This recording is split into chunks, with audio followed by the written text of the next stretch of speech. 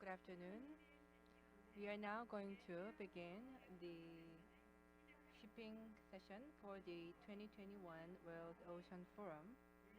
The session is now being held in hybrid format. So we do have participants online and offline. And for those who are joining us offline, please use the interpreter device. So for Korean, please set your channel to channel number 1, English channel 2, and Japanese channel 3. And also, the session is now being live broadcast via YouTube as well as the official WFOF website. And you can also download the presentation materials from the official webpage. You can also raise questions through the online channel. Now, we are going to begin the marine transport session on environment regulation and digitalization in marine transport. And the moderator of this session is Professor Chun Jun-soo of Seogang University.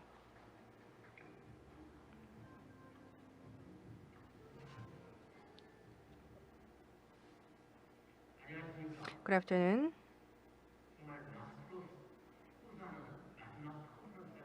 I hope that this would be the last conference that we all have to wear a mask. I would like to express my heartfelt gratitude to the organizer of this forum for their great efforts. As you know, shipping industry nowadays is enjoying its heydays. It's really booming. So I think that a lot of people in the shipping industry, they do have some silent smiles. But I believe that it's like the eyes of storm. So we do have a very big storm looming upon us. One of the biggest challenges that the shipping industry is facing is technology and environment. As you know, climate change and environmental crisis have become very serious, though the Korean people do not really feel the impact. But if you look at if you watch news, you see that the many countries around the world are suffering from natural disasters, and many of them are caused by climate change and global warming. So there are a lot of active movements that are underway in order to respond to climate change. IMO recently pledged to reduce GHG emission from ships by 50% before the end of 2050. So this is a pretty aggressive goal. However, advanced countries, including European countries, they claim that the IMO's goal is not aggressive enough and they have to heighten their commitment. And therefore, the Glasgow COP, which will be held soon, I believe that the countries around the world, leaders around the world, will come up with much more stringent regulations and agreements. So engines have to be replaced, as well as fuels. A lot of shipbuilders are building LNG tankers and LNG ships, and they believe that this could be the future-proof solution, but LNG does have a lot of limitations, and as a result, the hydrogen and ammonia are now explored. And also a lot of new builds that are built in Korean shipyard, they actually mounted with the conventional diesel engines. So many Korean shipbuilders are still constructing vessels that are based on fossil fuel. And this really indicates their tunnel vision. You know, the cruise ships are now being built in Japan. And this ship is mounted with engine that can accommodate 3 different types of fuels, including diesel, LNG, and ammonia. So we have to have these kind of future-proof solutions. Only then we'll be able to flexibly respond to the future crisis. We believe that we have to take environmental issues very seriously. And in this slide, we do have the 4 presentations, and we will also have discussion session with 4 panelists. So I'm going to introduce the speakers later. But before we begin the main part of the session, I want to remind you of the importance of this session, and I sincerely hope that this session will give us a venue to muster our wisdom together so that we can find a way forward in this era of crisis. So we have 2 participants, foreign participants joining us online, as well as the domestic speakers who will give us presentation on site. The first presenter is Dr. Stopford. He's truly a renowned figure in the shipping industry. He is the world's greatest shipping economist. So we are very honored to have him in our session. And he's going to give us the presentation on finding the right strategy for shipping industry.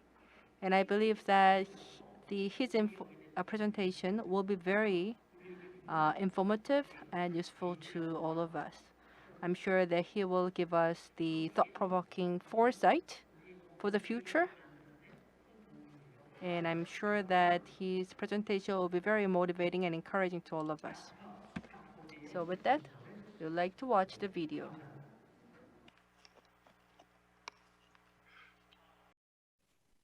Good afternoon. Good afternoon, ladies and gentlemen. What a pleasure and an honor to be here with you this afternoon. I want to talk to you about the big picture issue facing the shipping industry today. How do we find the right strategy going forwards? There's so many things we need to do in the next 30 years, which are very different from the ones that we've done in the past. If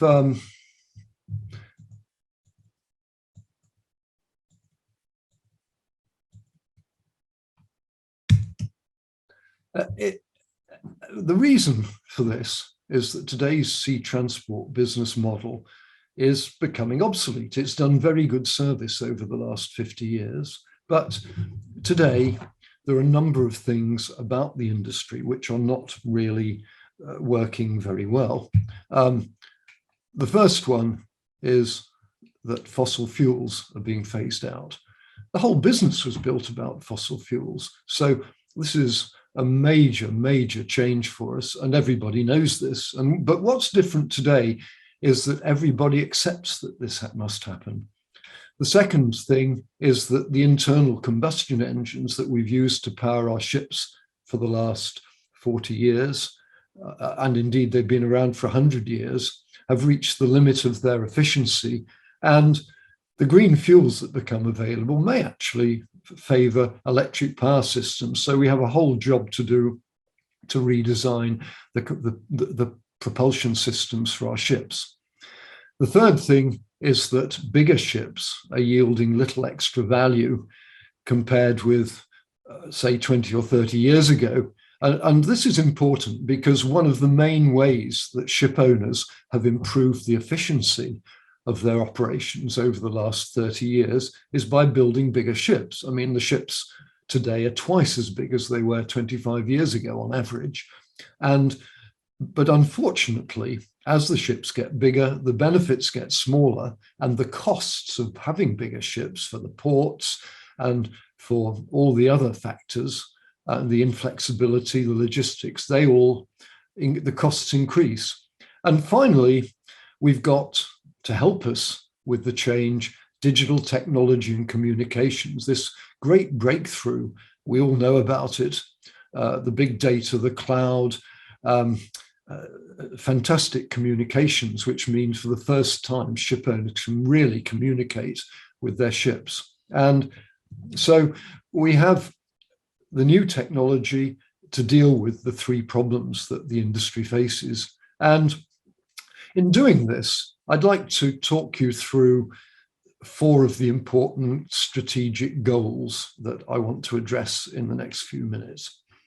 And the first goal is to adapt to a new pattern of trade, because, and I think the point I'm emphasizing here is that we really need to incorporate the cost of carbon in the actual transport cost for the cargo, so that the market can take over and apply that that additional cost to help us to use the transport in a more carbon efficient way. So pricing carbon into sea transport is a good first goal.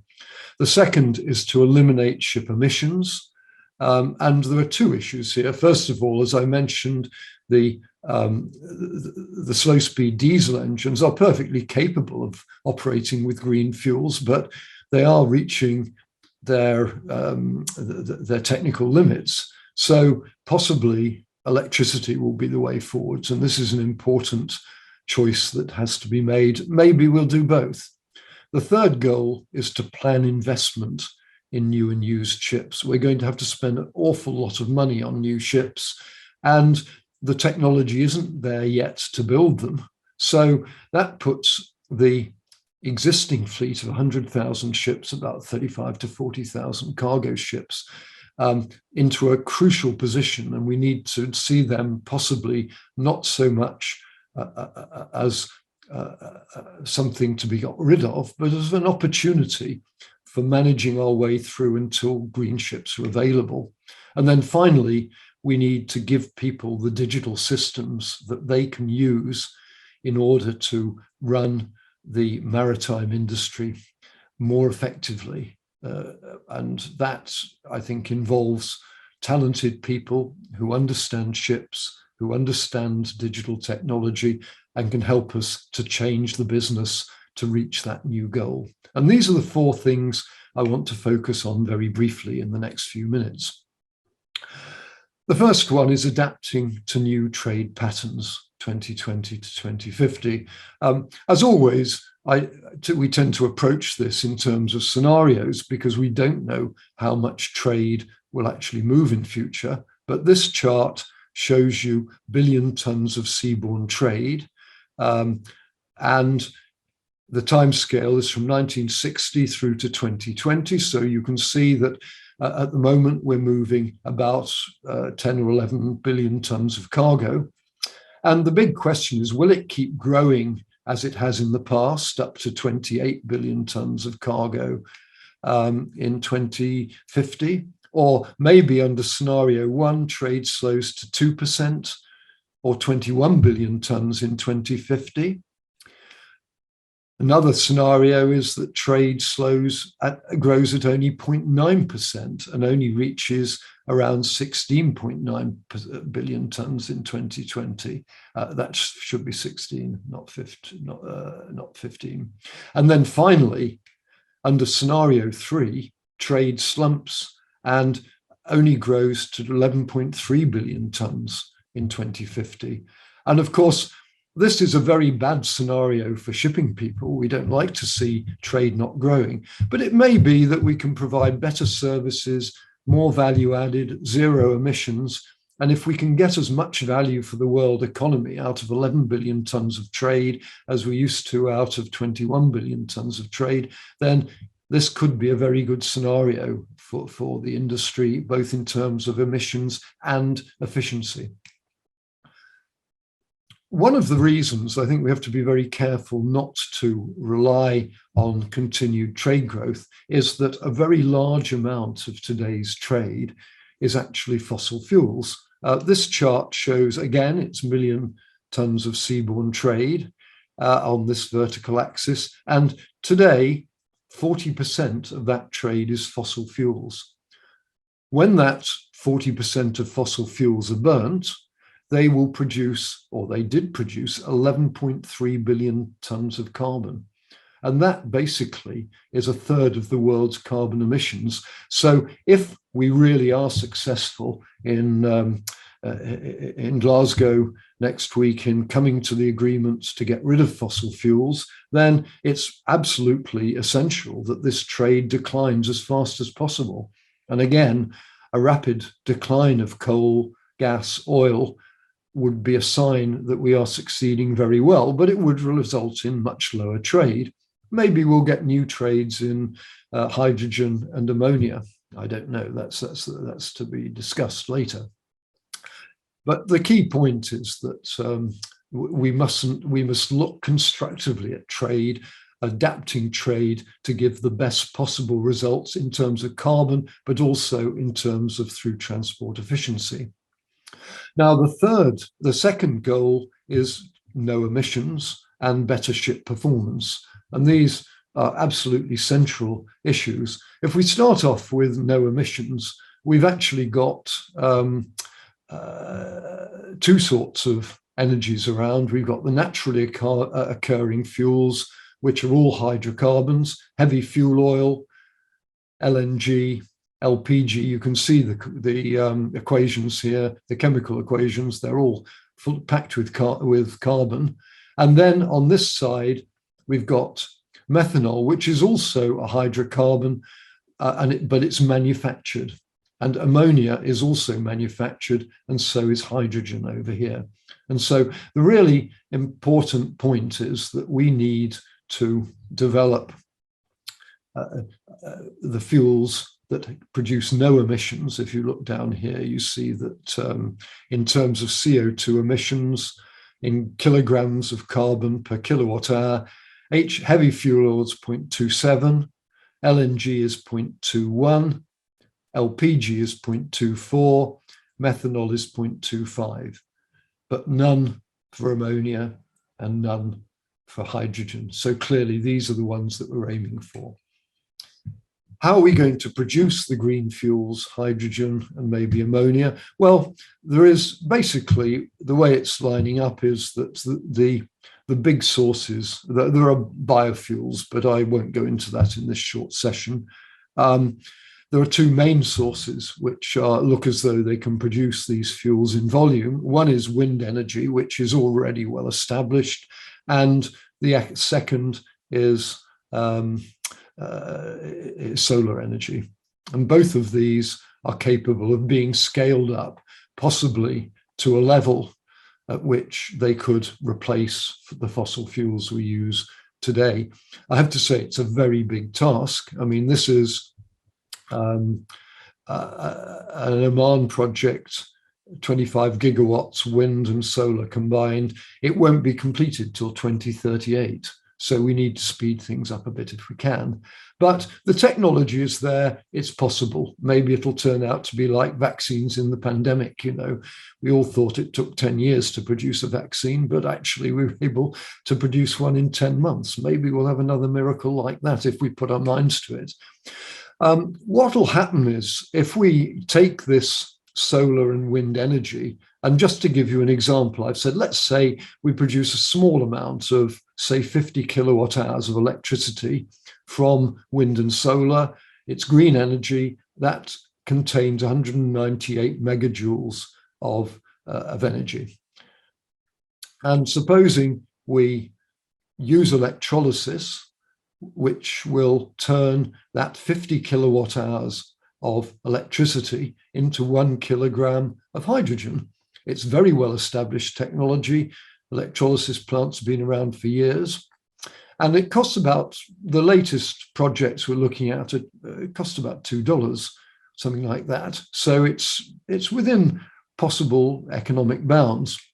The one thing you can do with that 1 kilogram of hydrogen you've just produced is you can make 5.7 kilograms of ammonia. And if you cool that to 33 degrees centigrade, it's liquefied, you can carry it away in a ship, and that can be used as energy, as bunker fuel to power that ship. And you could power it in a slow-speed diesel engine, burn it in a slow-speed diesel engine, and it will produce the mechanical energy to push the ship forwards. And actually, that energy would be about a third of the energy that you started with here. So you've lost about 2/3 of the energy along the way. Another option is that you can cool. You don't do anything with the hydrogen. You cool it to minus 253 degrees to liquefy it.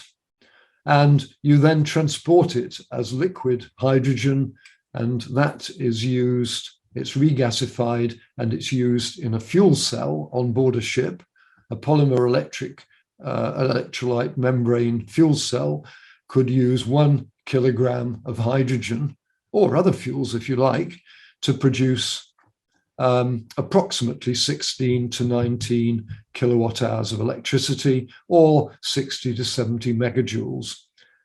This process is about 50 to 65% efficient. So it's more efficient than the diesel engine.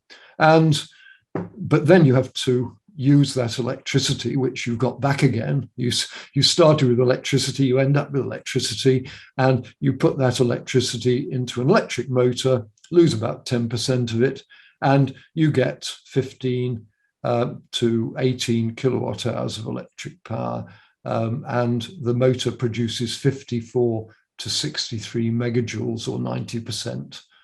Of the energy you put into here. So overall, this process, you started with 198 megajoules, you end up with 54 to 63, and so it's about 23% efficient, which is similar to cars, actually. So this is all workable. Well, the reason I've taken you through that is just to see that I don't think the fuel technology is necessarily the biggest problem. I think the biggest problem the shipping industry is going to have is laying its hands on green energy. It might turn out to be expensive, not because it costs a lot to produce, but because so many people want it. Nearly every industry wants hydrogen and green energy sources. So I think the other thing you've got to focus on here is on making the whole process of transport much more efficient. And this chart, which I'm not going to go through since I could spend half an hour talking about this one. Incidentally, I first drew this chart in 1979, but this shows where the energy that you burn in a ship is lost. And we use our technology to try and improve the performance of the ship at every level. And one of the best of these is you slow the ship down. Well, goal 3 is to plan investment in new and used ships. And I think the issue here, this is the big one for the shipbuilders, really. Again, we've got the shipbuilding chart showing million deadweight of deliveries of new ships and requirements. So it's actual deliveries in the past, it's requirements for new ships on my scenario 2 going forwards. These ships are going to cost over $3 trillion. So there's a lot of money on the table here. And I'm guessing the big spike will come in the 2030s. First of all, when we start to replace the ships built in the late 2000s. And secondly, when we start to see large quantities of green energy coming available. But you could start building earlier. And this is where I think the planning of this output is so important. Because the trouble is, if you start building now, you're really relying on conventional technology. The first wave of ships is advanced diesel ships. And the second wave, which might grow towards the end of this decade, we're using gas, hybrid electric, lots of new technology to move towards the ultimate goal, to learn the trade of how we build and operate zero carbon propulsion. So this intermediate wave 2 is the learning phase as we get to grips with the technology so that when the fuels are available, we are able to build the ships as quickly as possible. And it's a big challenge, but a fantastic opportunity and a wonderful time in many ways where the shipbuilders and the equipment manufacturers are going to lead the industry again, as they have done sometimes in the past. And goal 4 is developing people with digital systems. I don't want to spend too long on that, but my vision is that we see a very different sort of industry in future, one where people and information are operating not just individual ships, but they're operating transport operations going from the origin to the destination. Everybody is included in the information system. We've got different types of people in the shipping companies, and we have an enormous opportunity to move from a relatively low level of productivity in terms of door-to-door transport that we have today to a vastly more efficient system in future. And I'm very interested in short sea shipping as the way to start learning about how to do this. So that's it, 4 simple goals. The first goal is to adapt to new trade patterns. And I've said how important I think it is that we put the pricing of carbon back into the cost and revenue equation for all people involved in sea transport. That's what I say as an economist. I want to see carbon there as clearly as possible. And that helps us to put the marketplace will do the, once you do that, the marketplace will do the management much better than we can. The second thing is that we eliminate ship emissions, and we can do this by continuing to use slow speed diesel engines burning green fuels, or we can develop electric ships with fuel cells burning green fuels as well. In both cases, they're both possible. The big issue is which one we want to end up with. Do you want to end up with an electric world or an internal combustion engine world? And when will the green fuels arrive? The third point is this whole question of investment. One way or the other, green sea transport is going to mean spending in excess of $3 trillion on new ships.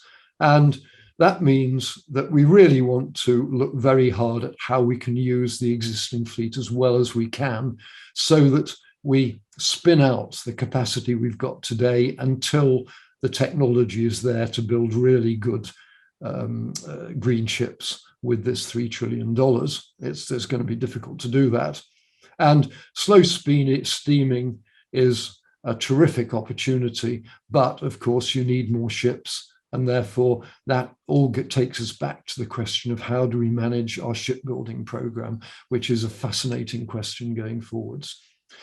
And last of all, we build digital businesses to develop new companies with digital networks, door-to-door transport, and I believe improve the productivity of the industry with this completely new source of management expertise that is available to us today. Ladies and gentlemen, thank you so much for your attention. And and again, thank you so much for inviting me to join you today.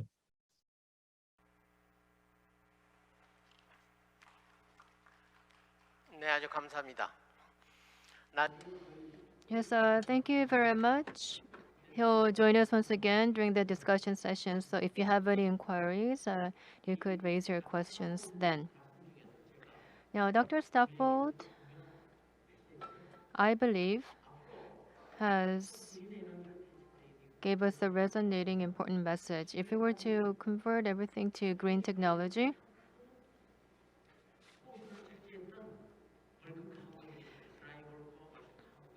bulk cargo as part of the shipping industry uses oil, coal, but due to environmental regulations, there are less onshore coal-fired power plants. And as you know, a lot of the vehicles are being converted into electric vehicles, not to mention hydrogen vehicles. And when it comes to vessels, by 2030, we are targeting zero CO2 emissions. If that were to happen, then trade volume would have to be sacrificed. Then according to rules of supply and demand, we are likely to witness an imbalance. But think of it this way. Well, Dr. Stanford mentioned this. If we were to make new builds using eco-friendly technology, we need $3 trillion for that. as part of shipping financing. Now, the shipping finance companies, are they able to fund such astronomical values in a short period of time? And many of the shipping companies have undergone recession over the past decade, and they've only seen a brighter day only recent years. And if it were to funnel in tremendous amount of money into new builds to make it more environmentally friendly, would they take on a more aggressive approach, or would they want to retire it? Or just take their retirement money and spend the rest of their lives in leisure? So they would have to make a very important decision. It's a critical juncture. So I believe that many companies will not remain in the shipping industry, but rather opt for a day at the beach in their retirement years. That is why the demand and supply in the shipping industry, how that'll change dynamically, we'll have to closely monitor the trends. We have KMI here in Korea and other research organizations that are making market predictions. But all these organizations would need to cooperate with those arch research institutes abroad in order to be able to better accurately anticipate and forecast future market trends. Now, moving on to the next presenter, who is an authority on global environmental issues and also a politician he is. He is Mr. Chris Grayling, former Secretary of State for Transport. He has been an active member of the maritime environmental issue. He will again talk about the shaping of a green maritime sector.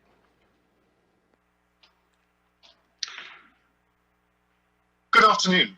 It's a great pleasure to be taking part in the 2021 World Ocean Forum, albeit, of course, many of us are meeting virtually this year. But this event is no less important as a result. I do extend all my good wishes, though, to everyone in Busan. This is a crucial period for the maritime and marine sectors. That's why the title for this year's forum is so apposite. This really does have to be a period of ocean transformation. At the core of virtually all the debates today about the future of our oceans and those who depend on them lies the question of smart environmental management for the future. Whether it's about curtailing carbon emissions for the maritime sector, the future of fisheries, or the need to protect and restore marine habitats, change is definitely on the way. To me, the real question is whether the maritime industries anticipate and lead that change, or whether they have it forced upon them. And the challenges are pretty stark. Shipping is one of the sectors at the heart of the debate about tackling climate change, but it does not yet have the technological solutions to deal with its climate challenges. And then there's marine pollution and habitat loss, as well as overfishing in many parts of the world, which are destroying vast populations of marine life, and in doing so, changing the character of our oceans. Illegal, unregulated, and unreported fishing, IUU fishing in particular, directly exacerbates the global effects of overfishing. IUU fishing threatens the sustainability of fish populations, of ocean biodiversity and health, and communities that rely on fish for consumption and their local economies. In recent years, IUU fishing has also led to geopolitical tensions, as the increase in distant water fishing fleets puts pressure on coastal countries' marine resources, both legal and illegal. Together, we must invest in capacity building around the world in order to help countries create, implement, and enforce fishing laws that deter IUU fishing. Across all oceans, it's imperative we manage our marine resources for global food, environmental, economic, and maritime security. If we want, ladies and gentlemen, healthy oceans on a healthy planet in a generation's time, now is the time for action. In the next few months, we'll see two major international forums, which we all hope will lead to substantial new agreements on environmental protection. In a couple of weeks' time, I will be attending part of the COP26 summit on climate change in Glasgow. It will be a major surprise and setback, if that conference does not lead to a new global agreement on carbon reduction. And that agreement will inevitably have a major impact on the maritime industries. In 2022, COP16 in China will then aim to do the same for the protection of global biodiversity as well. And alongside all of this, there is a clear regulatory direction of travel to tackle these environmental challenges as well. The European Union recently published its strategy for carbon reduction, and in doing so, for the first time, clearly set international shipping at the heart of its strategy, with a decision to include maritime in its system of emission trading. Its future plans include a carbon levy applied to 50% of the emissions from a vessel arriving in an EU port. Ships in port will be required to tie into shore-based electricity rather than using their own engines while in port. There will also be a structured tax system to incentivize the use of clean fuels. In the spring, it was reported that the Chinese are poised to include shipping in their own emissions trading scheme. The United Kingdom has also committed itself to including international shipping in its overall targets for carbon reduction. The exact mechanism is yet to be detailed, but I expect more on this soon. And although the United States has also yet to set out clear plans on this front, it seems inevitable that the Biden administration, with a very clear focus on both carbon and broader environmental issues, will follow quickly. John Kerry said as much at a conference in April. And there is clear support for action in Congress, though legislators there are cautious about unilateral approaches. They do not want the US to take on extra burdens if others, particularly the Chinese, do not. All of this presents a big challenge for the International Maritime Organization and its members. The danger is that if several of the major economies set their own regulatory path, we will end up with a mélange of regulations that creates real operational difficulties for the maritime sector. For global sectors like maritime and aviation, I think a global approach is vital. And I believe the IMO must be the coordinating point for an upgraded global approach to the reduction of carbon emissions from shipping. Of course, it's not easy reaching agreement on a global scale. In an organization like the IMO, there are multiple different agendas. That's why it's been difficult for the IMO to reach the kind of stretch agreement that's needed, and why the strategies of organizations like the European Union are running ahead of it. I think, though, that it's essential in the next 12 months for the IMO member states to work collaboratively to shape that global and credible approach. There will have to be market-based measures to reduce carbon emissions from shipping. There needs to be a common set of rules around environmental issues in and around ports. There will need to be financial support for technological developments that can move the sector as fast as possible towards net zero. And there also needs to be targeted support towards developing countries that will enable them to develop the infrastructure they need to support their own net zero maritime strategies. None of this will be easy, particularly in a sector where the technological solutions are not yet within reach.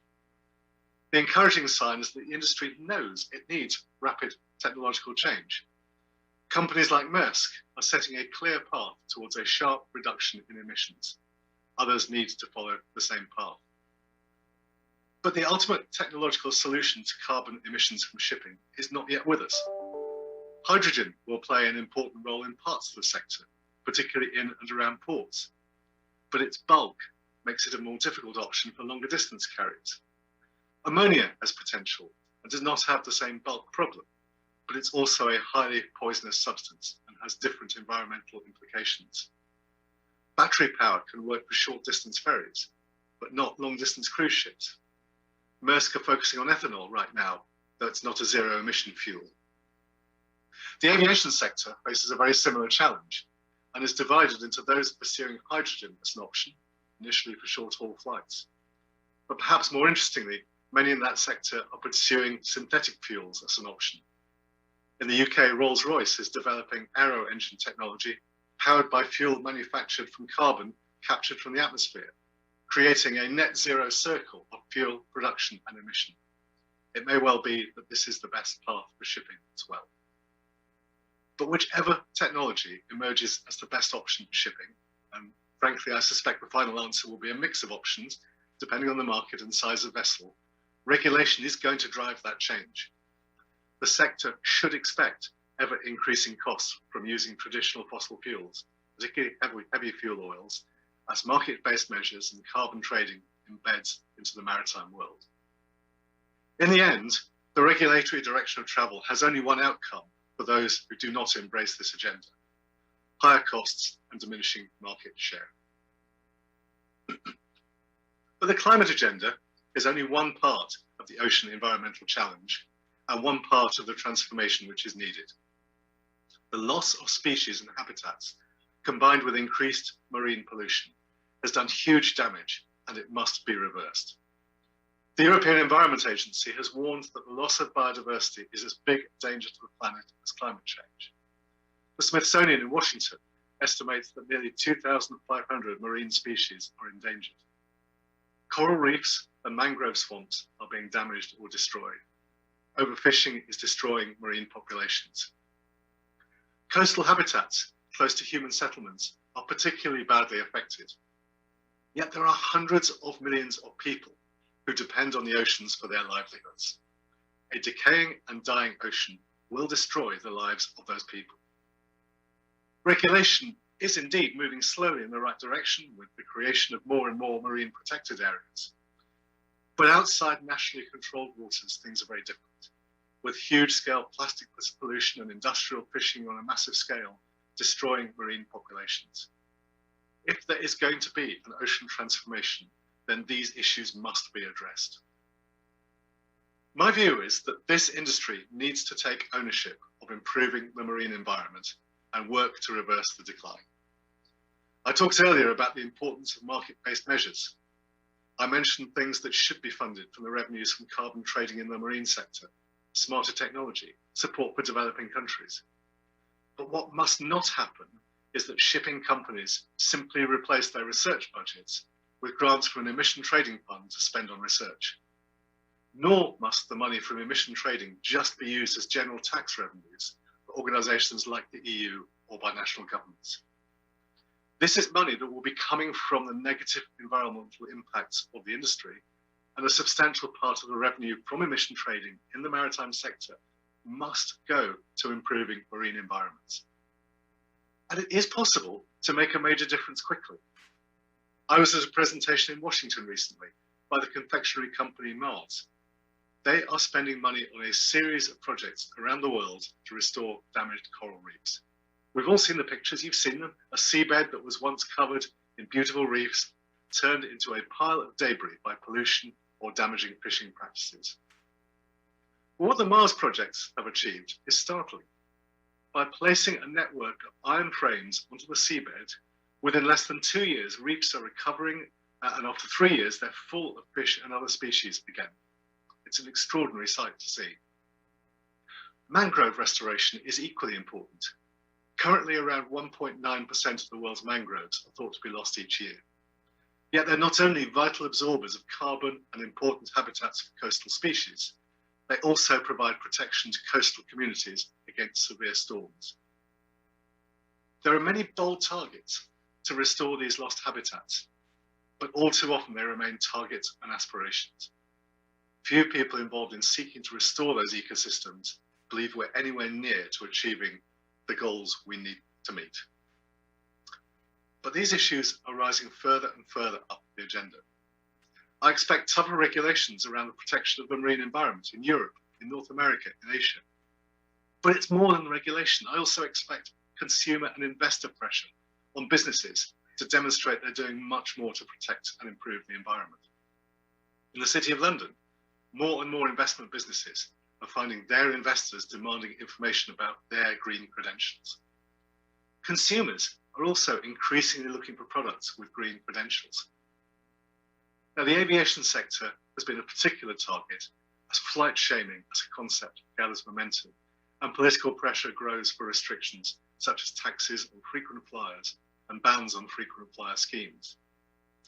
But I should say, I do not believe the maritime sector is going to be far behind as environmental groups step up their campaigns against industries that have a negative impact on the natural world. But of course, maritime is a sector that cannot simply transform itself overnight. We can ban petrol and diesel cars in a decade's time, and many countries are doing so. But it's wholly unrealistic to believe that we can have a net zero maritime sector in the same time frame. Even if the right technologies become clear as this decade passes, it will take a significant amount of time to transform the global shipping fleet. So what then can the maritime sector do right now to achieve the first stage of that ocean transformation? What Mars is doing, restoring reefs, is hugely valuable. But this is the kind of thing that should be funded through emission trading funds from within this sector and from around the world. So should industrial scale efforts to recover plastic from the vast areas now covered in waste. And the resulting material gained from that work should be used for recycling.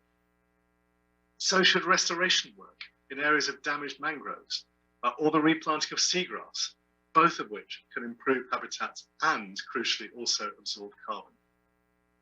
This is an agenda which the maritime industry can grasp right now. So what does an ocean transformation really look like going forward? It should drive globally coordinated regulation to push technological change for the sector. That regulation should incentivize a rapid move to net zero shipping, and I think it must do so for the United Nations 2050 net zero target. The IMO must be at the heart of this. It cannot be done as a bits and pieces approach around the world.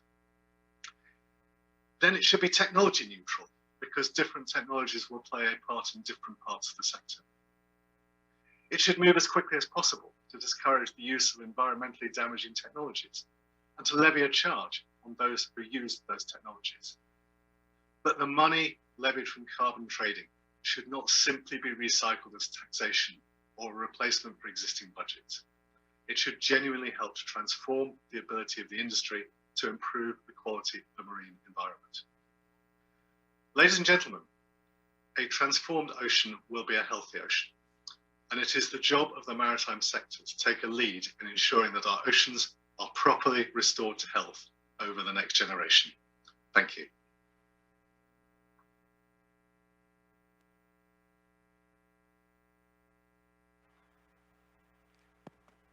네, 감사합니다. So thank you very much.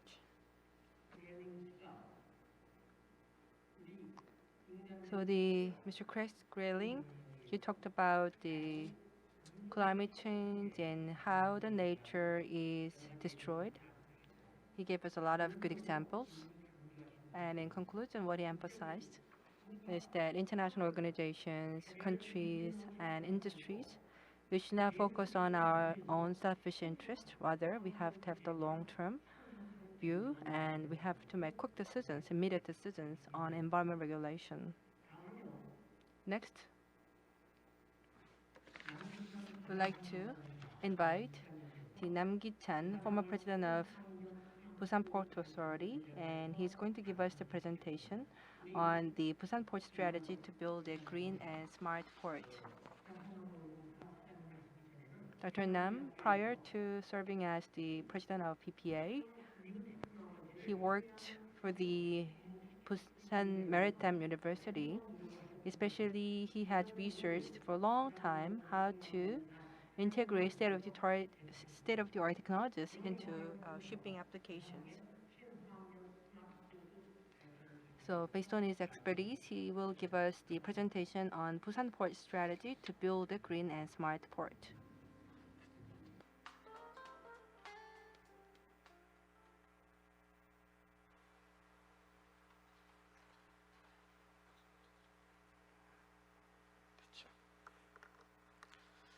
예, 안녕하십니까? Good afternoon. Let's introduce. I am Nam Gi-chan. Today, I would like to talk about the Busan Port Authority's plan and also the programs that we pursued to build a green and smart port.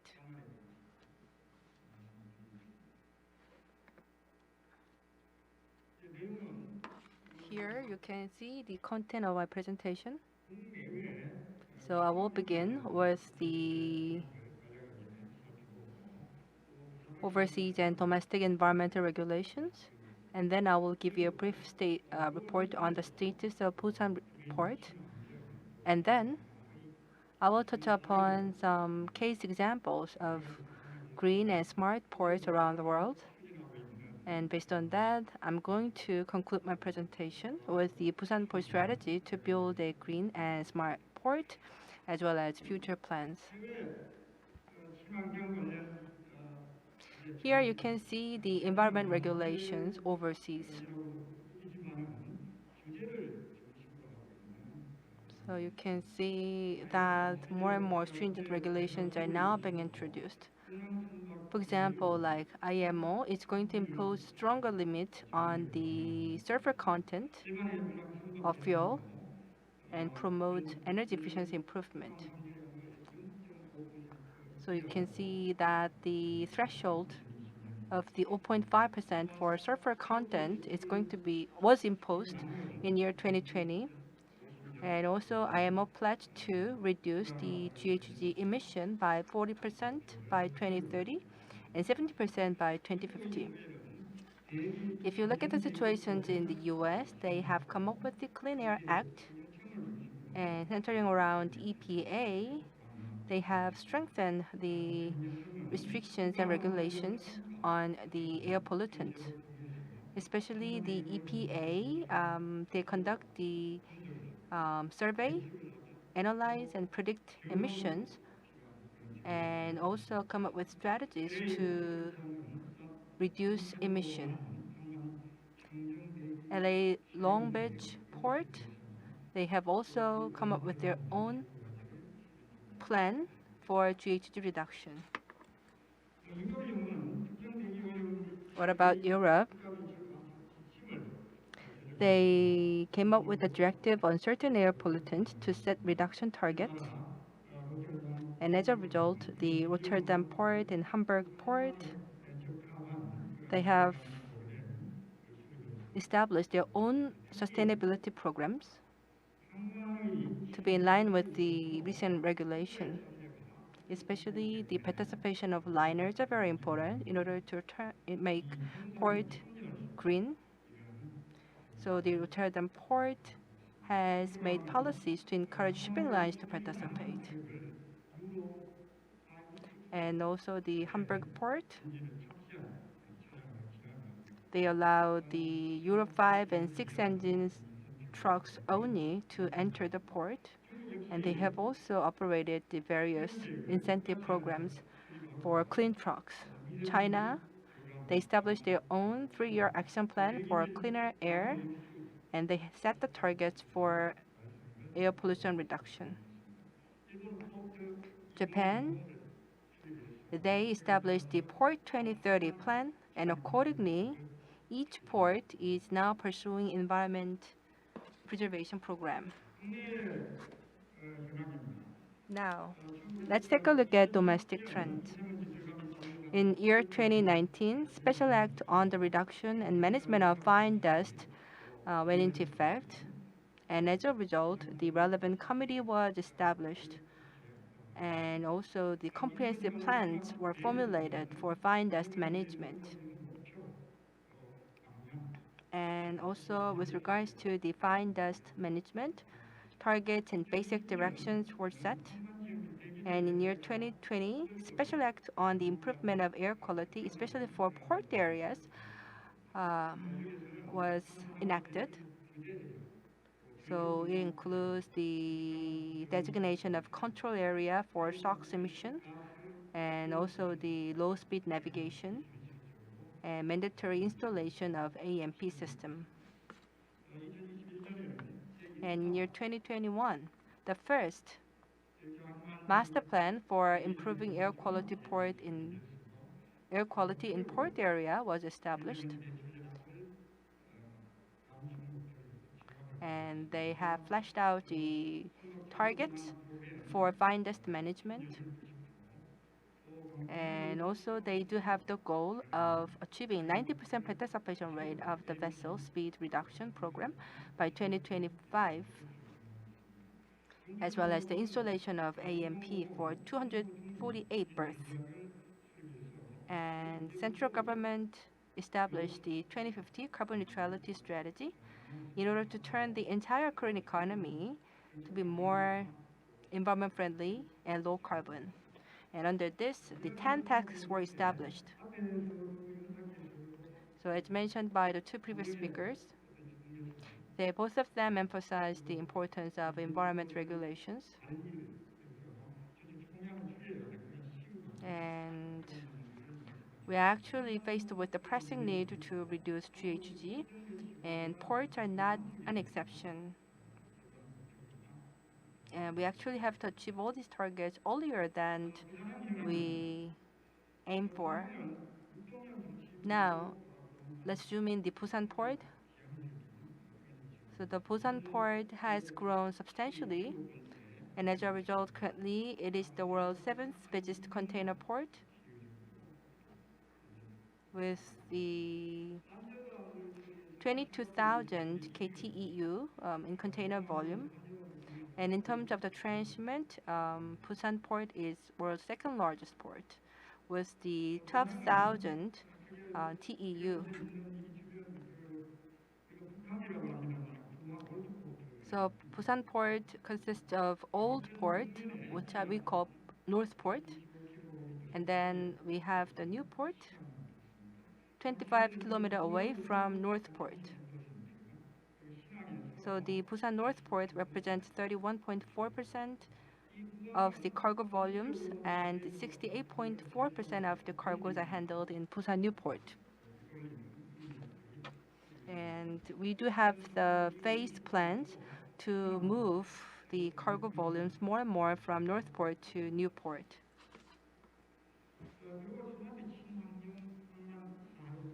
And here you can see some case examples for green and smart port around the world. So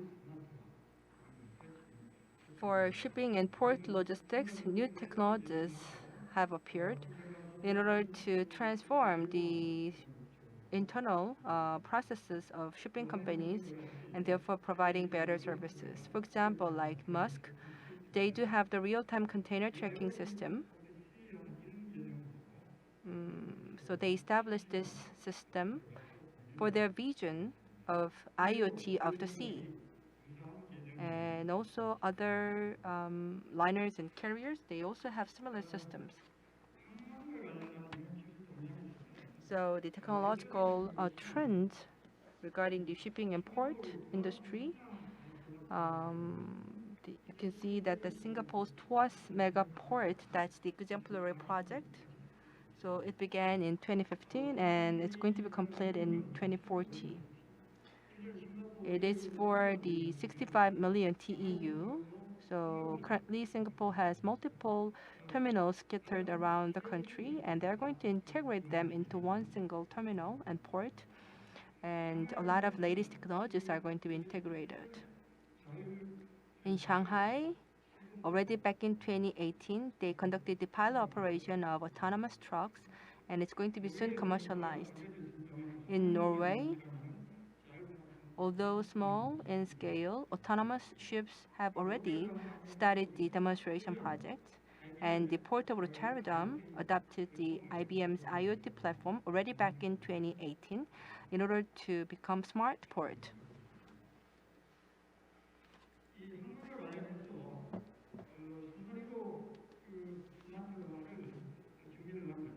So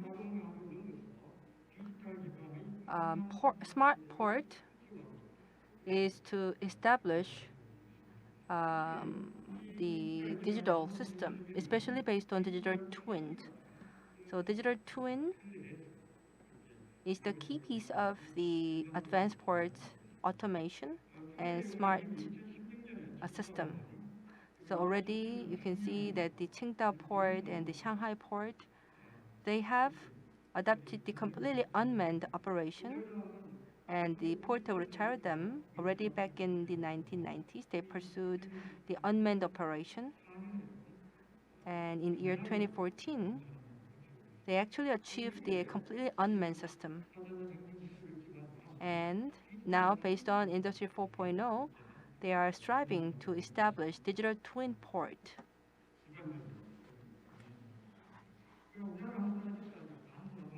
What about Korea? We are still in the state of semi-automation. The reason that we could not move on to the full-blown automation is not because of the technological constraints, but because of the issues of supply and demand.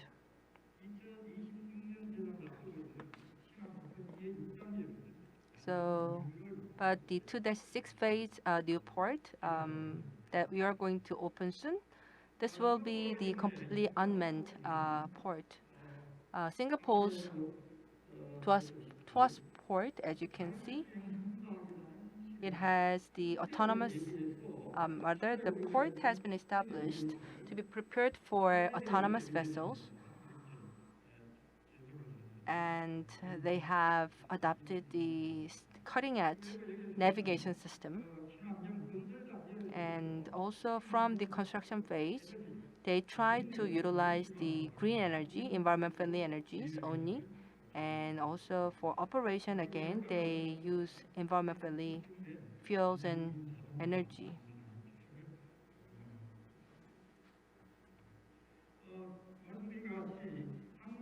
As I said, for the construction and the adoption of the ports, they use green energy.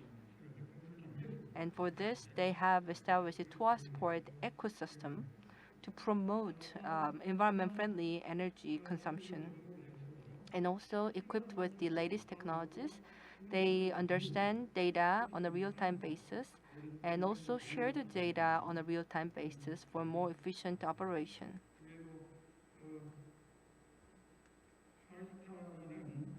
And they also have the platform called Callista, and so surrounding this Callista platform, stakeholders can have the real-time information sharing.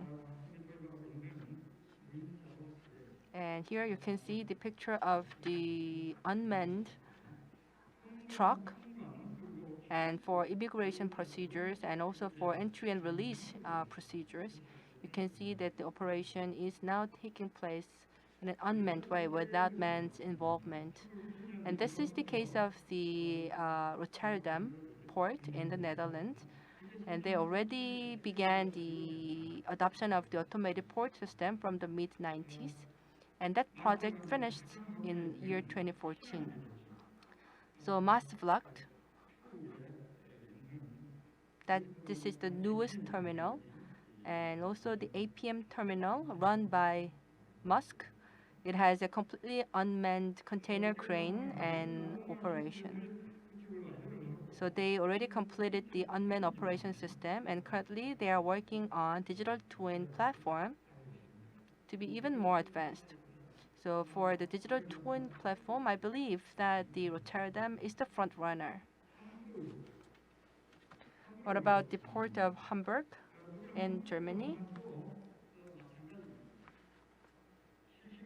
Again, they enable real-time information sharing, and all the stakeholders are connected. So they established this integrated smart platform which connect all the stakeholders, especially when it comes to the port of Hamburg. They do have the multimodal logistics system, and therefore the port transportation is smoothly connected with the railways, barge vessels, and even like unmanned trucks. And all the information are traced and shared in a real-time basis. This is the case of the US, the LA port. So this is not a newly built terminal, rather existing terminal was converted into smart terminal in a phased approach. And gradually the unmanned operation was introduced.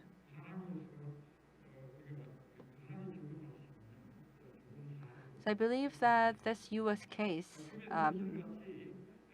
is something that the Busan Port can learn a lot. So you see that the existing terminal still remain, and then they do have the horizontally and vertically positioned key crane And these cranes and equipment are operated without human involvement.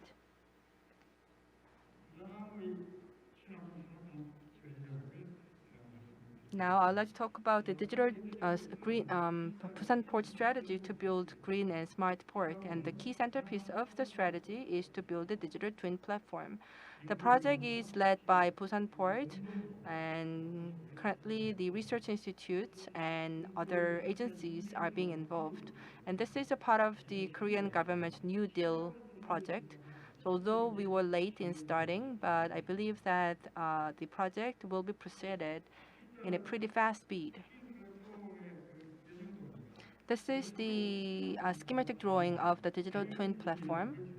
So for the ship entry and departure, the unmanned berthing and the autonomous operation will be introduced in order to enhance the port productivity. The second goal is to increase port productivity. So through the simulation and the optimization of operations, we set up the optimized schedules for loading and unloading. And third one is about is to strengthen connection with hinterland logistics. So currently the whole flow is not really well connected, but we are trying to connect them well. And the fourth one is to establish the data platform for real-time sharing, so that everyone involved can receive data on a real-time basis. So this development project for the digital twin platform is going to take place in 3 phases. So, and in 4 areas. So, like enhancing port productivity and also strengthening the connection with the hinterland for hinterland logistics, as well as enhancing safety for entry and departure of ships. And Busan Port Authority, together with the government and private organizations, we are also rolling up our sleeves to develop core technologies for intelligent smart logistics. So we are now developing technologies to produce LiDAR sensor within Korea. And using this LiDAR sensor, we are aiming to build a system which enable real-time data sharing and also the tracking of the cargoes. And also the integrated control center based on blockchain is scheduled for construction. And LPWA, rather than using the land, we are trying to utilize the LPWA, which is sort of the long haul network, in order to monitor the state of cargo and as well as the location and storage status and so on. For the unloading equipment, the Busan Port Authority is also pursuing to develop Korean technology to produce that. And also, we have placed an order for 55 stevedoring equipment. And the price of the equipment, compared with the overseas production, if we produce that in Korea, then the cost of production will go up. But in other phases of the businesses, we can secure profits if we could have the Korea's own technology. So I believe that this will offset some of the losses that we make from cost increase. And next is about the port stevedoring equipment. So LNG, I believe, just an interim fuel. And in the end, eventually, I think we have to go for electricity. And together with the Korean component companies, we are pursuing R&D cooperation in order to realize the equipment localization.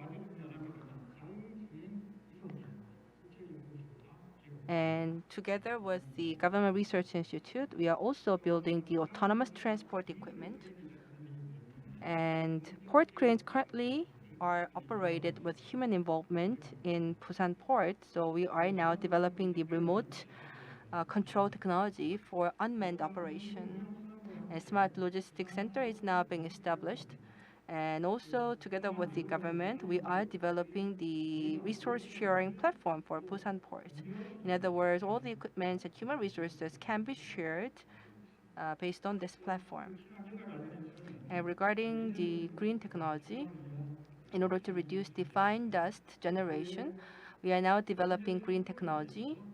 And also in this era of the transition from fossil fuel to carbon-based economy, low carbon economy, I believe the various researches and technological developments are required, and Busan Port is actively engaged. So based on the IoT as well as the long-haul network and AI and big data, I'm sure that by 2040, Busan Port will be successfully transformed to become a green and smart port. And with that, I would like to conclude my presentation. Thank you very much.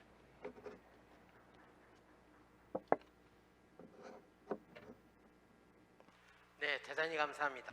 Thank you very much.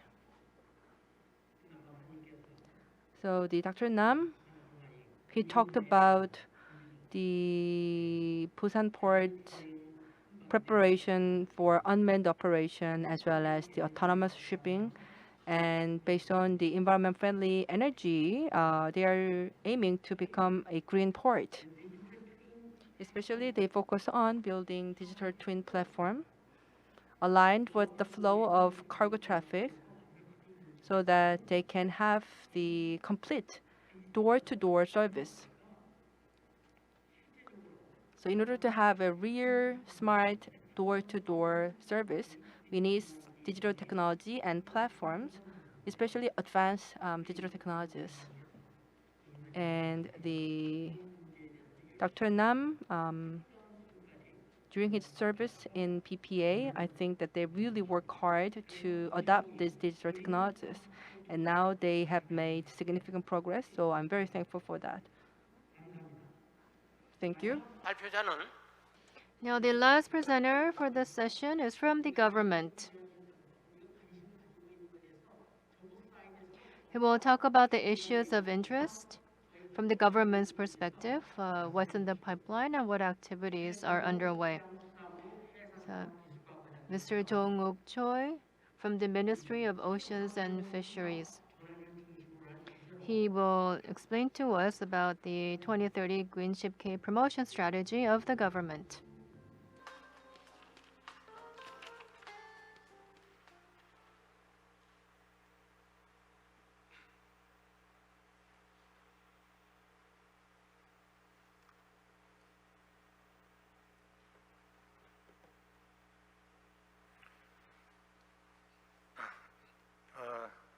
Ladies and gentlemen, good afternoon.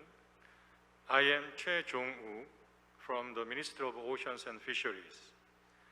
I am here to present the Korean government strategy in response to international environmental regulation, in particular, the plan for the development and popularization of eco-friendly ships.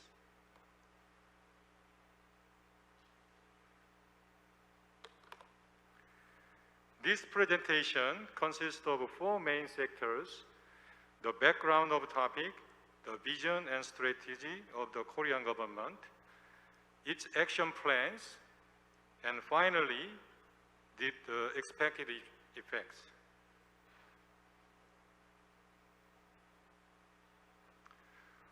We are going to see the backgrounds in regard to international regulations and industrial changes.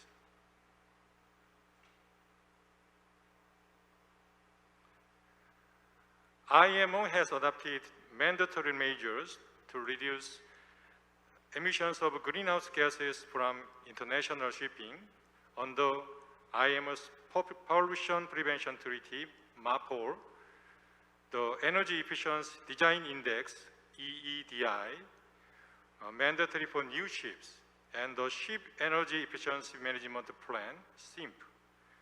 In 2018, IMO adopted an initial strategy on the reduction of greenhouse gas emissions from ships, setting out a vision which confirms IMO's commitment to reducing GHG emissions from international shipping and to phasing them out as soon as possible. IMO has set a target of reducing greenhouse gas emissions from ships by 50% or more by 2050 compared to 2007 levels. This chart is an illustration of the overall GHG reduction pathway to achieve IMO's ambitious goals. That is the absolute level of GHG emission reduction identified in the IMO GHG strategy, at least 50% reduction by 2050, expressed in the illustrative chart in solid colors and green stripes.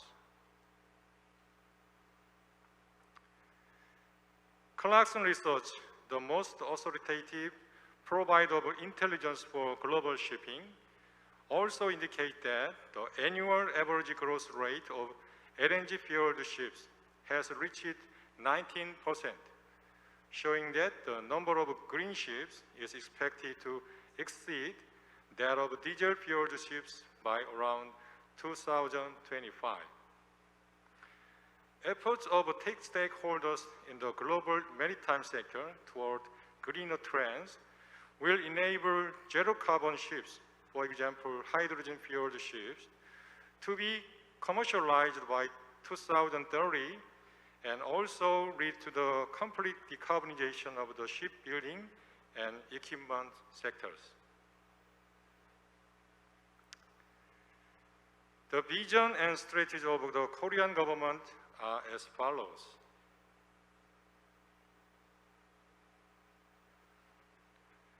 This strategy explores advanced emission-free technologies that enable the reduction of greenhouse gas emissions by up to 70% by 2030 in areas such as ship design, future fuel, renewable energy, and equipment, among others. Based on this newly established plan, the MOF is undertaking the challenging mission of supporting both the public and private sector in converting 15% of all Korean flagged ships, 528 out of 3,542 ships, into greener ones. With the successful implementation of the 2030 Green Ship K promotion strategy, the MOF forecasts that GHG emissions in 2050, that is 5.93 million tons, will be half of that in 2017, that is 11.81 million tons. Following the major plans and projects. With the aim of contributing to the 2030 Green Ship K promotion strategy, the Ministry of Oceans and Fisheries, in cooperation with the Minister of Trade, Industry and Energy of the Republic of Korea, plans to allocate around 254 billion won, 250 million US dollar, to support the development and commercialization of green ship technologies, in short, green ship R&D project starting from 2022. The green ship R&D project supports the full cycle from green ship technology development to commercialization, which encompasses technology development, onshore testing and evaluation, acquisition of offshore demonstration and operation data, standardization, and legal and regulatory improvement. The project aims to develop and commercialize technology for the purpose of reducing greenhouse gas emissions from ships by at least 70% by 2031. First, we will develop low carbon and carbon-free technologies that can reduce greenhouse gas emissions from ships by at least 70% by 2031 compared to existing diesel-powered ships. The project will contribute to achieving sustainability in the shipping industry by providing a phased green ship transition from low-carbon technologies such as LNG, hybrid, and mixed fuel to carbon-free technologies such as hydrogen and ammonia. Along with technology development, it plans to verify the performance and safety of new technologies through onshore tests and evaluations. To this end, we plan to secure onshore infrastructure such as fuel supply facility, test and evaluations facilities required for the application of new green ship technologies. After that, the new technologies whose performance and safety have been verified through onshore tests will be applied to pilot project vessels or marine testbed vessels to verify their commercial feasibility and marine application. Eventually, they will be scaled up to large ocean-going vessels. After having the track record, we plan to improve the legal system, enhance international cooperation, and develop technical standards so that new technologies that pass onshore and offshore tests can be applied to ships and commercialized in the global market. This is expected to contribute to achieving the goal of reducing carbon intensity by at least 70% against the 2008 baseline, earlier than scheduled. The new legislation mandates the central government, local governments, and public corporations to build green ships when replacing their old vessels with new ones. Also, cost reduction in the private sector is already underway.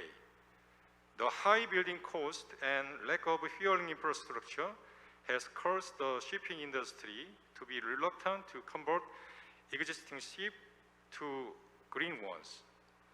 To encourage shipping companies to do so, the central government is planning to lower eco-friendly fuel costs and port use, among other things. By doing so, the green ship project will sustain both the shipbuilding industry and local economies, creating a virtuous cycle in the industrial ecosystem.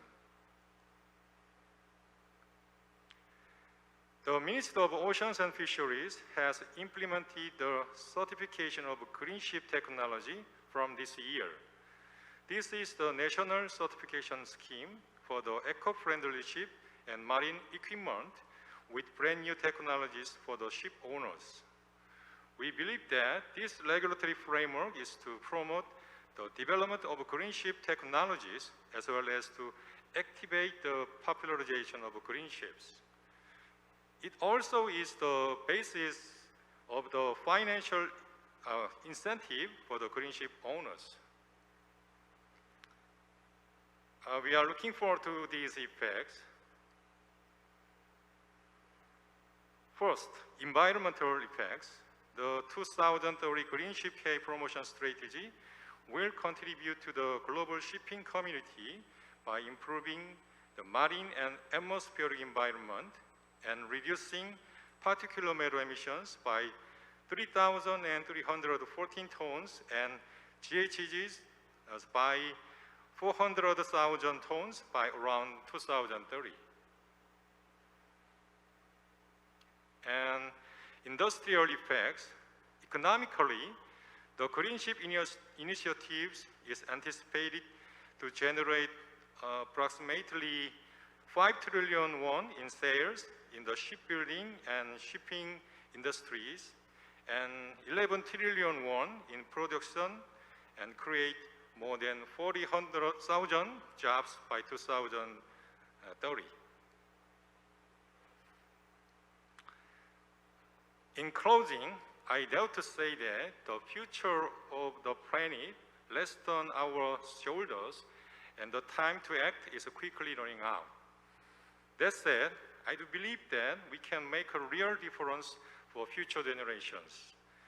In that sense, I have no doubt that today's conference will be a major step forward in our efforts for a sustainable ocean and environment. I hope we can achieve it together. Thank you for your attention.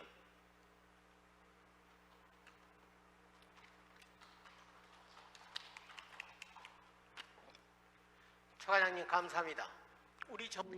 Thank you very much. He's talked about the ambitious plans of the government in quite detail.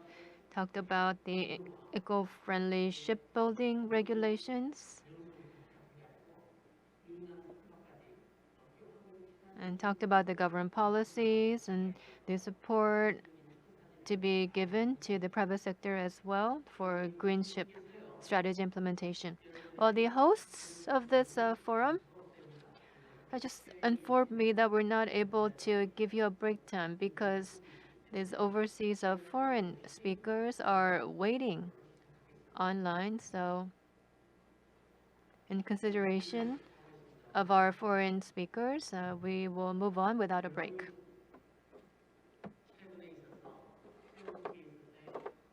Now, in the maritime industry, the buzzword these days, as you know, is what?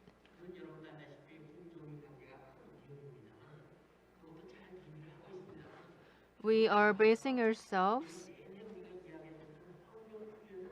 with regard to the policies and practices of the Fair Trade Commission. And there are a lot of other environmental threats that lie before us as challenges, but the ship owners and the shipping industry do not seem to feel that cut to the bone. So we have read and heard about the challenges and news and papers and news, but the maritime industry is actually in good times these days. And we tend to block our ears to the negative news. But they are real, tangible challenges and threats to us. So we have to formulate a clear and palpable picture of these challenges so that our industry will take them seriously. And we have to persuade them through multiple channels and convey this very important message. Now, recently,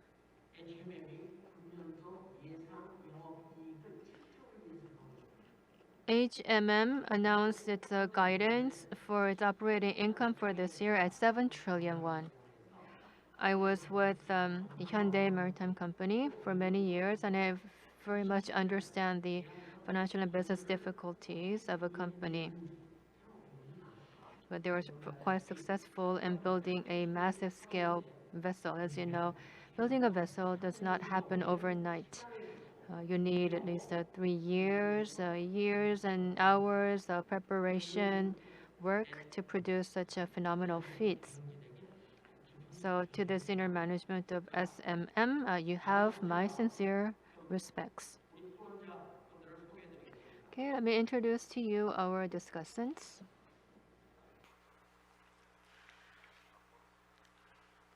토론자는 4분이십니다. There are 4 panel members as part of the discussion session. First, we have Professor Suhan Woo of the Department of International Logistics at Chungang University. He is a well-published professor, has a lot of papers written, and participated very actively in academic conferences, such as this one. He is indeed an active scholar in the maritime industry. Next panelist is Mr. Yoon-soo Ha from the Busan Development Institute. Now, Dr. Ha, again, is a noted name here in the Busan area. And Jong-chul Choi, EVP of HMM. I understand we're supposed to have a break for about 15 minutes, so he it's not seen in this room right now. I think he's out for a break. But anyhow, now Mr. Choi actually oversaw the technical project in that large-scale shipbuilding project that HMM. He indeed a legendary figure in the industry.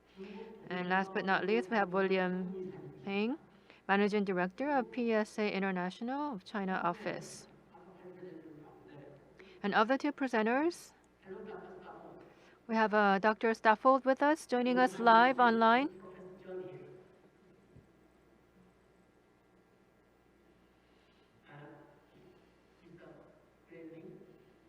네, 그리고 Grayling.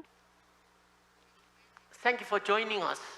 We really appreciated your presence here and your presentations. And very much, both of you, Dr. Stopford and Mr. Grayling, your presentation was very much instructive, informative, and helped us a lot to understand the new trend of and new threat in shipping industry. And we really appreciate that.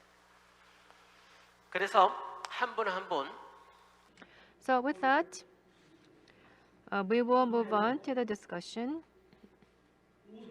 and go in the order. We'll begin with Mr. Wu. So I am Woo Soo-han, professor of Chungang University. I really enjoy the presentation today, especially the Dr. Martin Stopford. I studied your book, so it's indeed my honor to meet you, though virtually.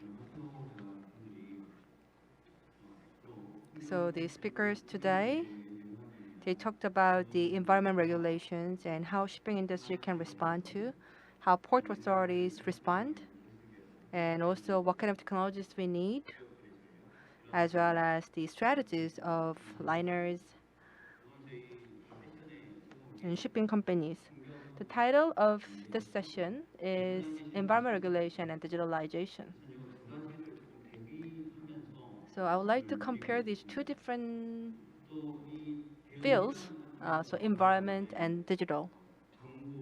And when we talk about responses can be made in multiple layers, so at government level, the corporate level, and so on.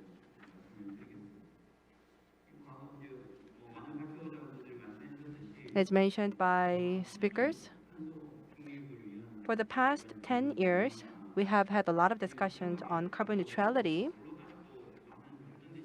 and still uncertainty lies, and many things still have to be decided. But anyway, IMO recently devised the initial strategy, and the countries adopted them as their national law. So I believe that the countries around the world are moving in one direction. And shipbuilders, they're going to build the new ships based on EEDI. They built based on EEDI. And in year 2020, IMO came up with another regulation to strengthen the threshold for the low sulfur content. So environment regulation will continue to step up and be strengthened, but companies already have experiences and they learn the lessons. So in that sense, I think uncertainty is somehow diminished.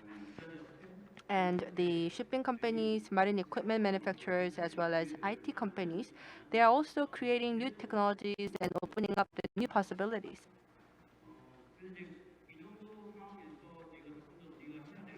And now, what we have to focus on, as mentioned by the Mr. Chris Grayling,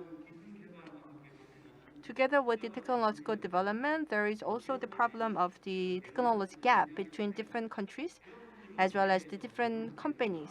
So how can we address this issue? To address this problem, I believe that we have to redefine the role of government. And IMO, currently they focus on regulations and strengthening of regulations. But I believe that IMO has to make more aggressive efforts to reduce technology gap, maybe with the ODA program.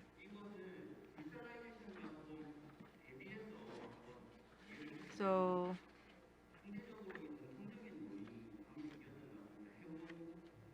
environment, we have made a lot of transitions, and we have changed our views, like how to develop green fuels. But I believe our approaches have been still somehow conventional.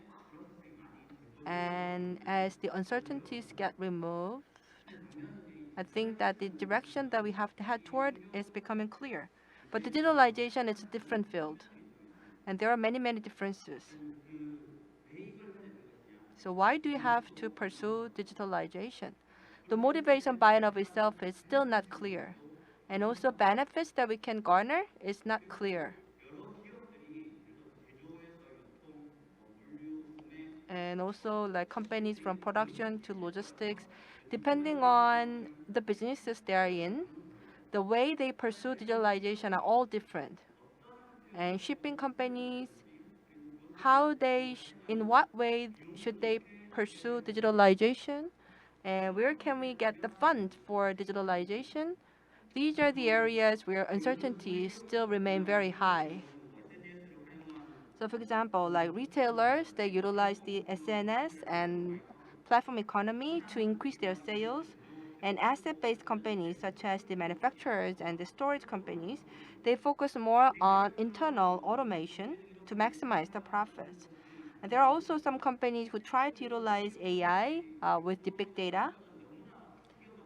Uh, but still, it's not really clear what kind of benefits that they can get. And also the benefits vary by industries.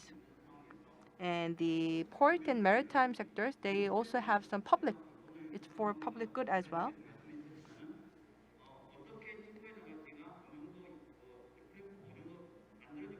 And we do have some framework for digitalization for port. The framework is still clear. It's pretty clear, but the shipping companies are different. That there are a lot of uncertainties. And also, let's say that the shipping companies try to adopt the IoT, and they have to purchase equipment, and they have to share data. Now the question is where the cost comes from, and who takes responsibility.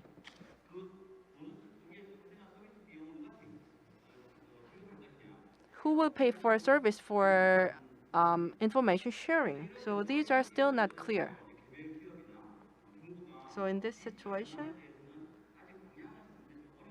I think that the government and also the shipping company, they're still struggling to set the direction for digitalization. In other words, they are still not clear where they should go forward. And also, so put in summary, environment issues, they can be dealt with mainly based on regulations. Of course, later we will have more market-based measures, but the regulation will be the mainstream. And for the technological development, we need government support, at least in the initial phases.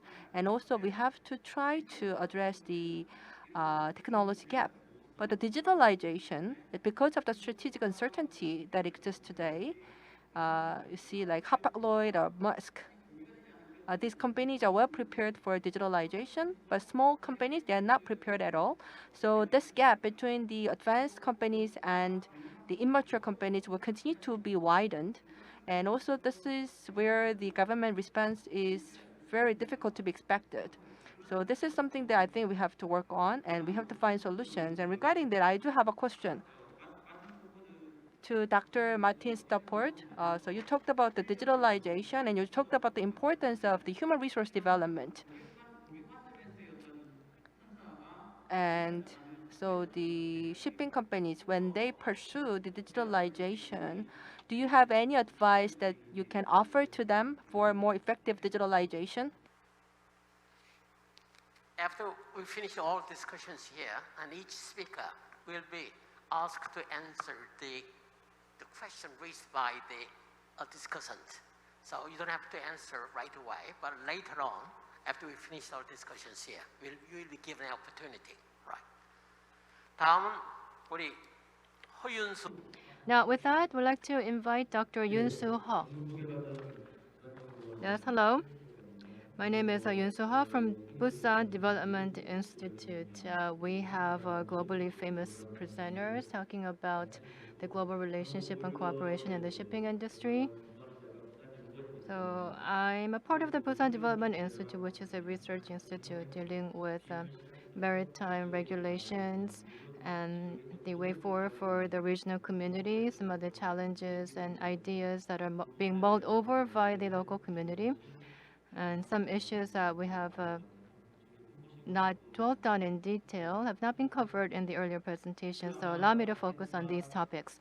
Now, as you know, the city of Busan here in Korea, we have the coastal lines, the oceans, and it appears that fine dust, environmental issues, and ocean pollution is not a big issue for us, but actually we are fourth in terms of the worst pollution here in Korea. So if you actually measure the level of pollution at our institute, the pollutants released by the ships at the ports are actually quite serious, becoming very grave issues for the local community. And the containers, the trailers, they also produce a lot of particulate matter, further aggravating the air pollution crisis in our city.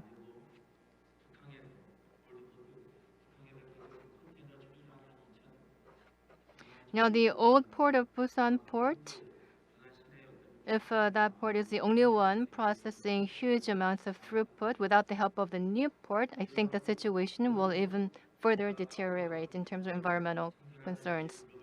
Now, we talked about the global shipping companies. Now, their commitment and dedication to net zero targets and their energy conscious practices. But as with other port cities, the city of Busan is faced with a lot of challenges, a lot of homework to do. And in the earlier presenter talked about the carbon-free strategy, utilizing hydrogen or ammonia. And by 2050, about 70% of the total ship fleet will be eco-friendly or green ships. And according to McKinsey, ammonia will be used for long-haul ships, and for hydrogen, that will be used for the short haul. But we also have to think about the connection onshore as well. And at this point, the local governments are not fully equipped with the know-how and the resources to link offshore and onshore energy utilization from a maritime or shipping standpoint. And we here at the city of Busan are mulling over a lot of options. And as Mr. Nam of the Busan Port Authority has mentioned, there's the issue of the container terminals located in the new port and as well as the old Busan port. The digitalization of equipment and energy efficiency use. There are a lot of ideas that are being generated at the port, so we are working with the new port to make things more eco-friendly. And there's also a new airport to be built in Gajokdo. And that airport project will also dictate the need for eco-friendly energy sources.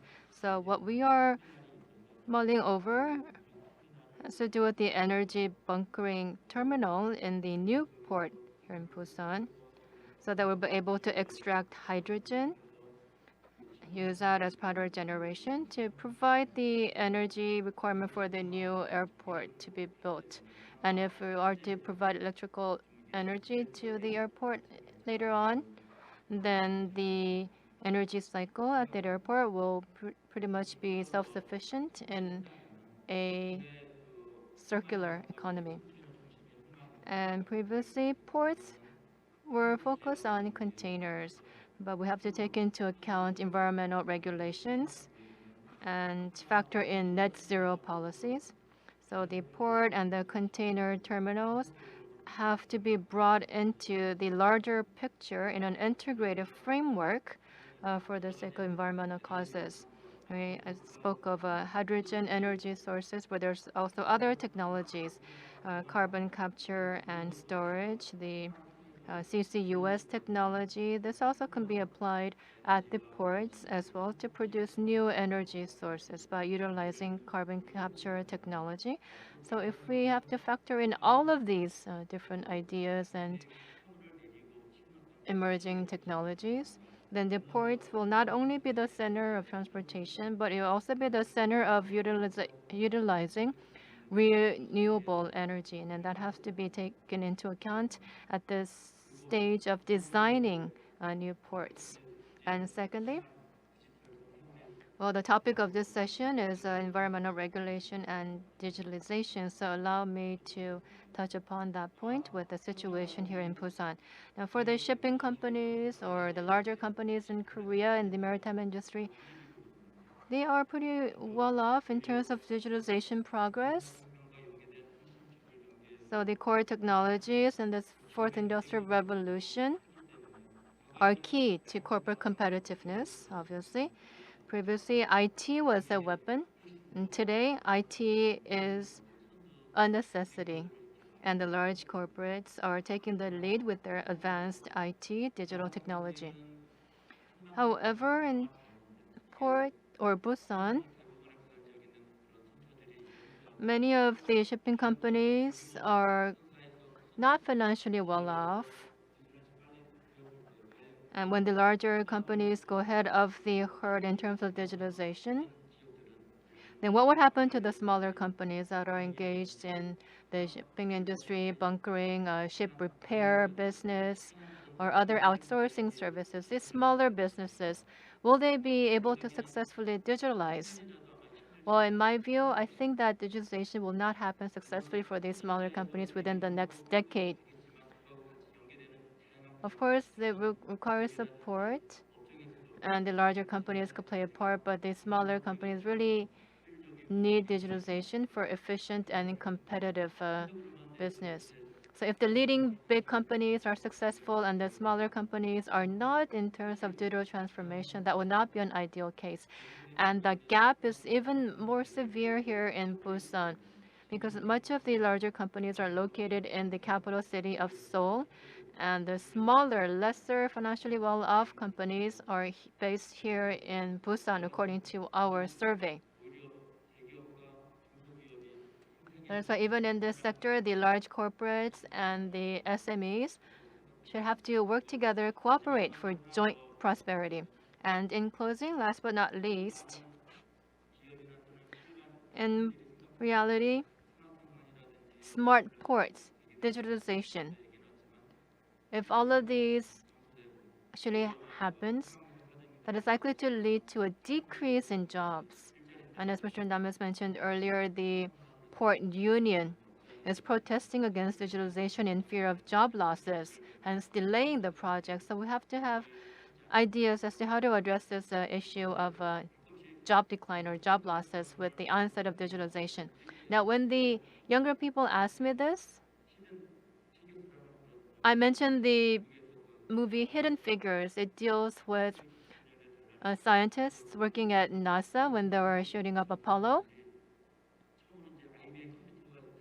That was when the IBM supercomputer was first used.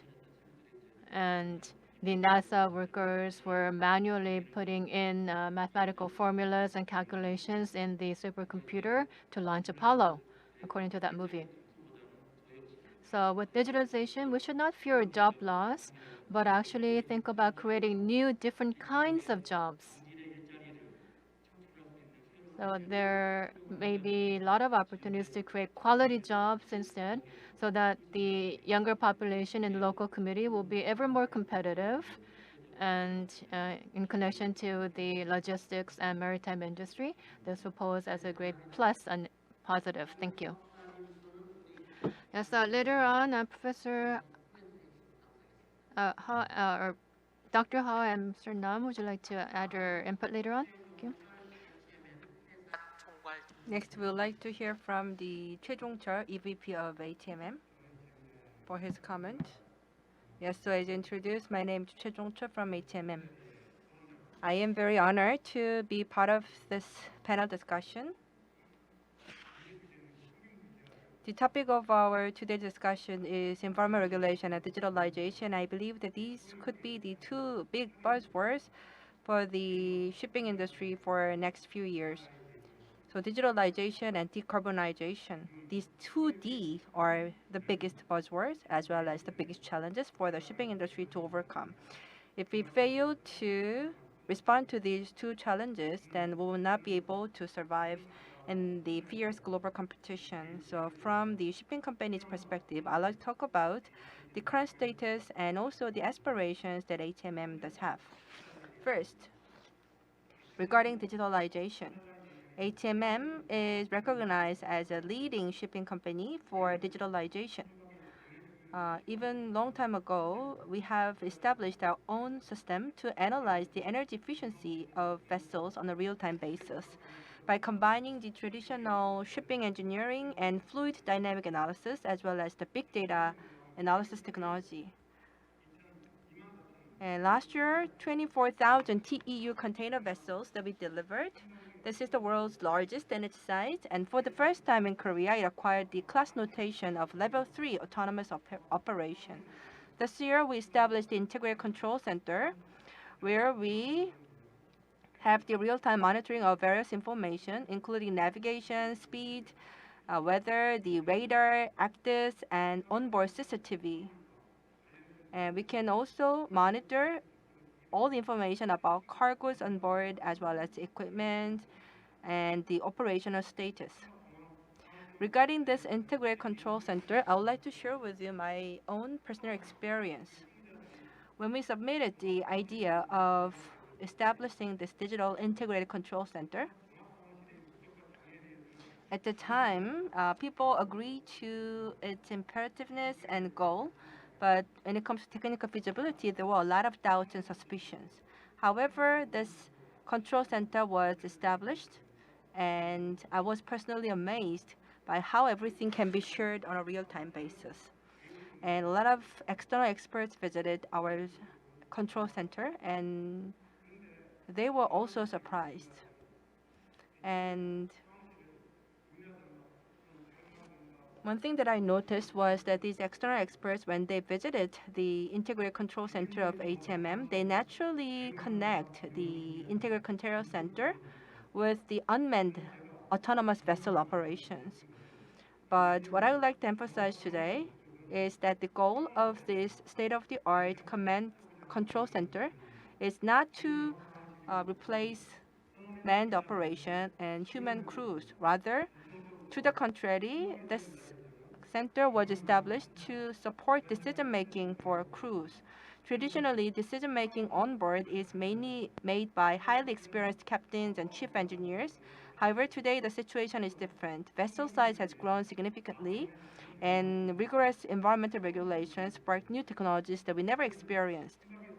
Today, all the important decisions on board, they cannot be made inside the vessels. Rather, the important decisions have to be made in the process of information sharing with the terrestrial office real time.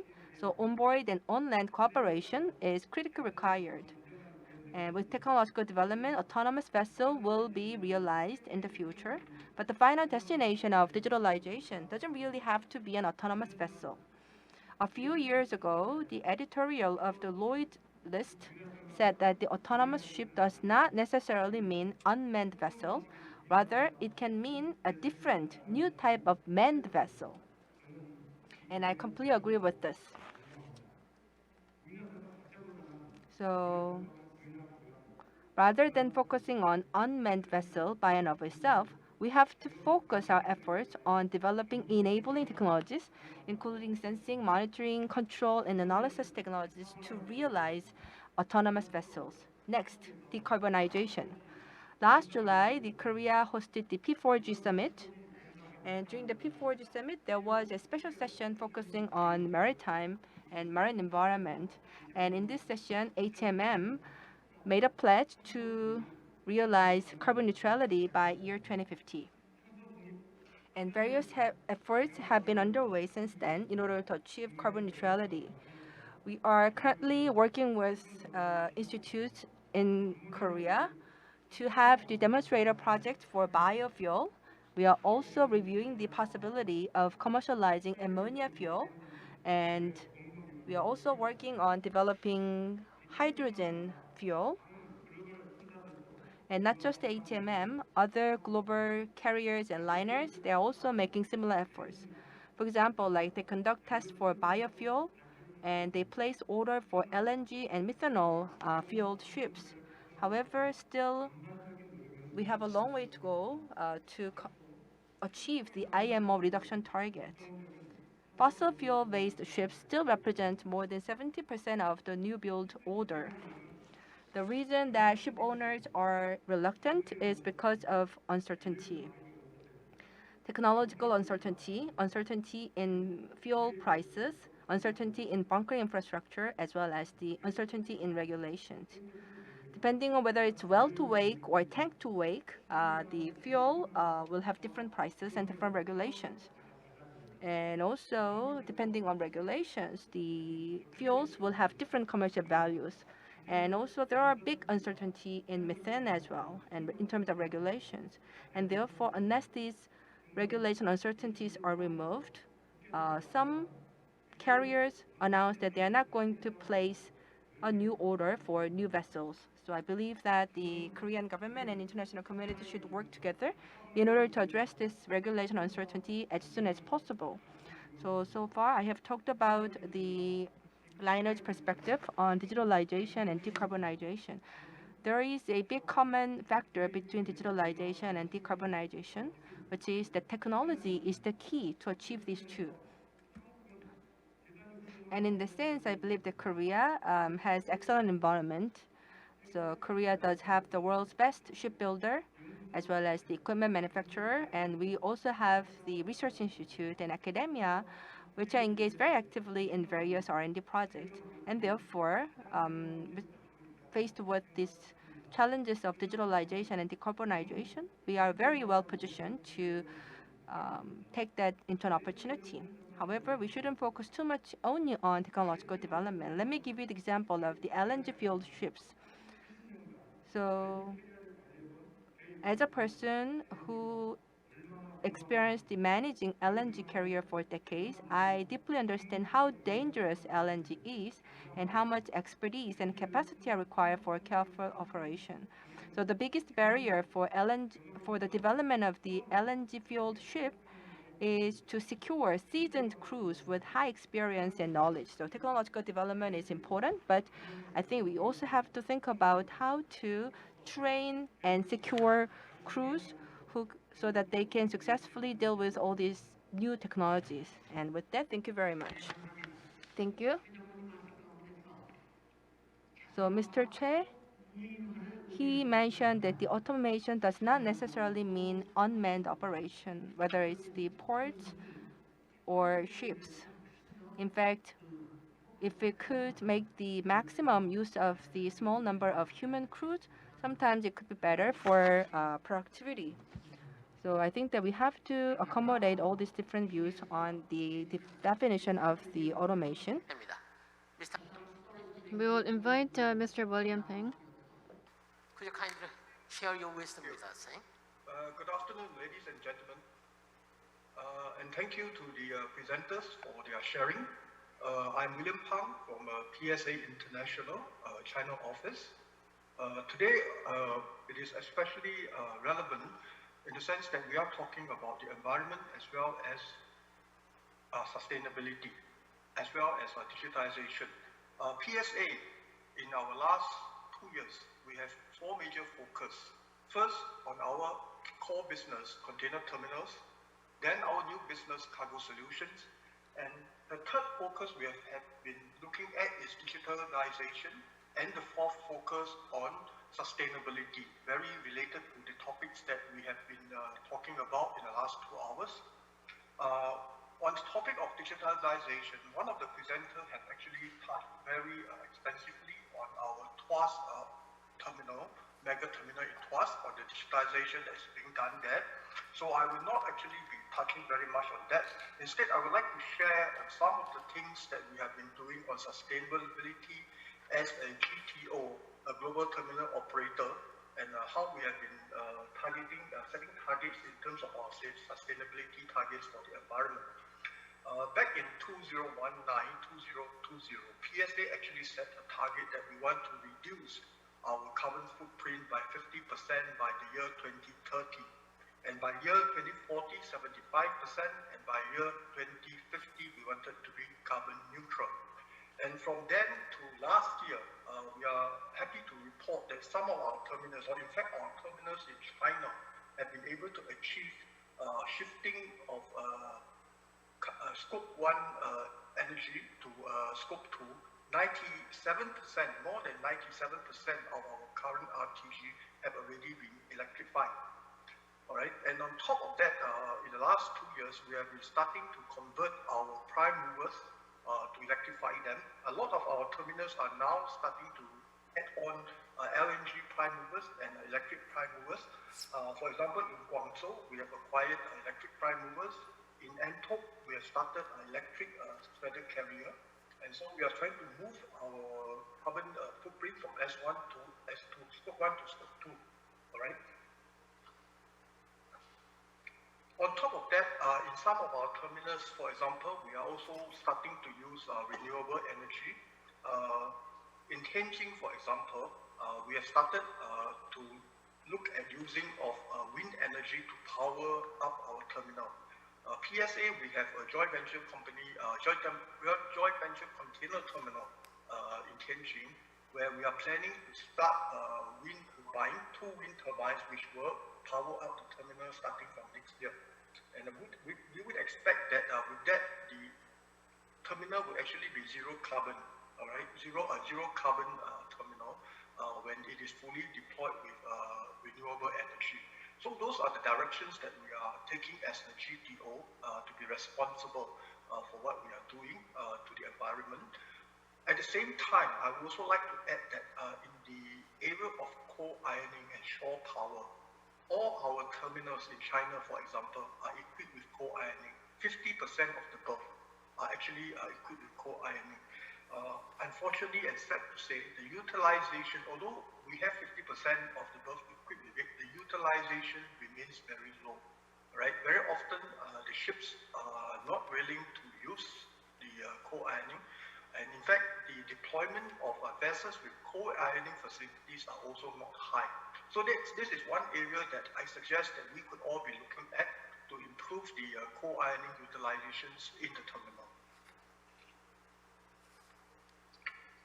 Last but not least, I would like to add that in terms of digitalization for some of our terminals for sustainability, Tuas, for example, our Tuas terminal in PSA Singapore, I'd like to share that we have actually a joint venture with a smart energy company that does the what we call a smart energy system that will allow us to manage the peak and lull of our terminal operations, to conserve energy, to store up the energy that we are generating during the lull, and to reuse those energy during the peak. All right, and we believe that with this technology, we should be able to do it for most of our terminals and better manage the energy usage in our terminals. Yeah, that's all I have. Thank you.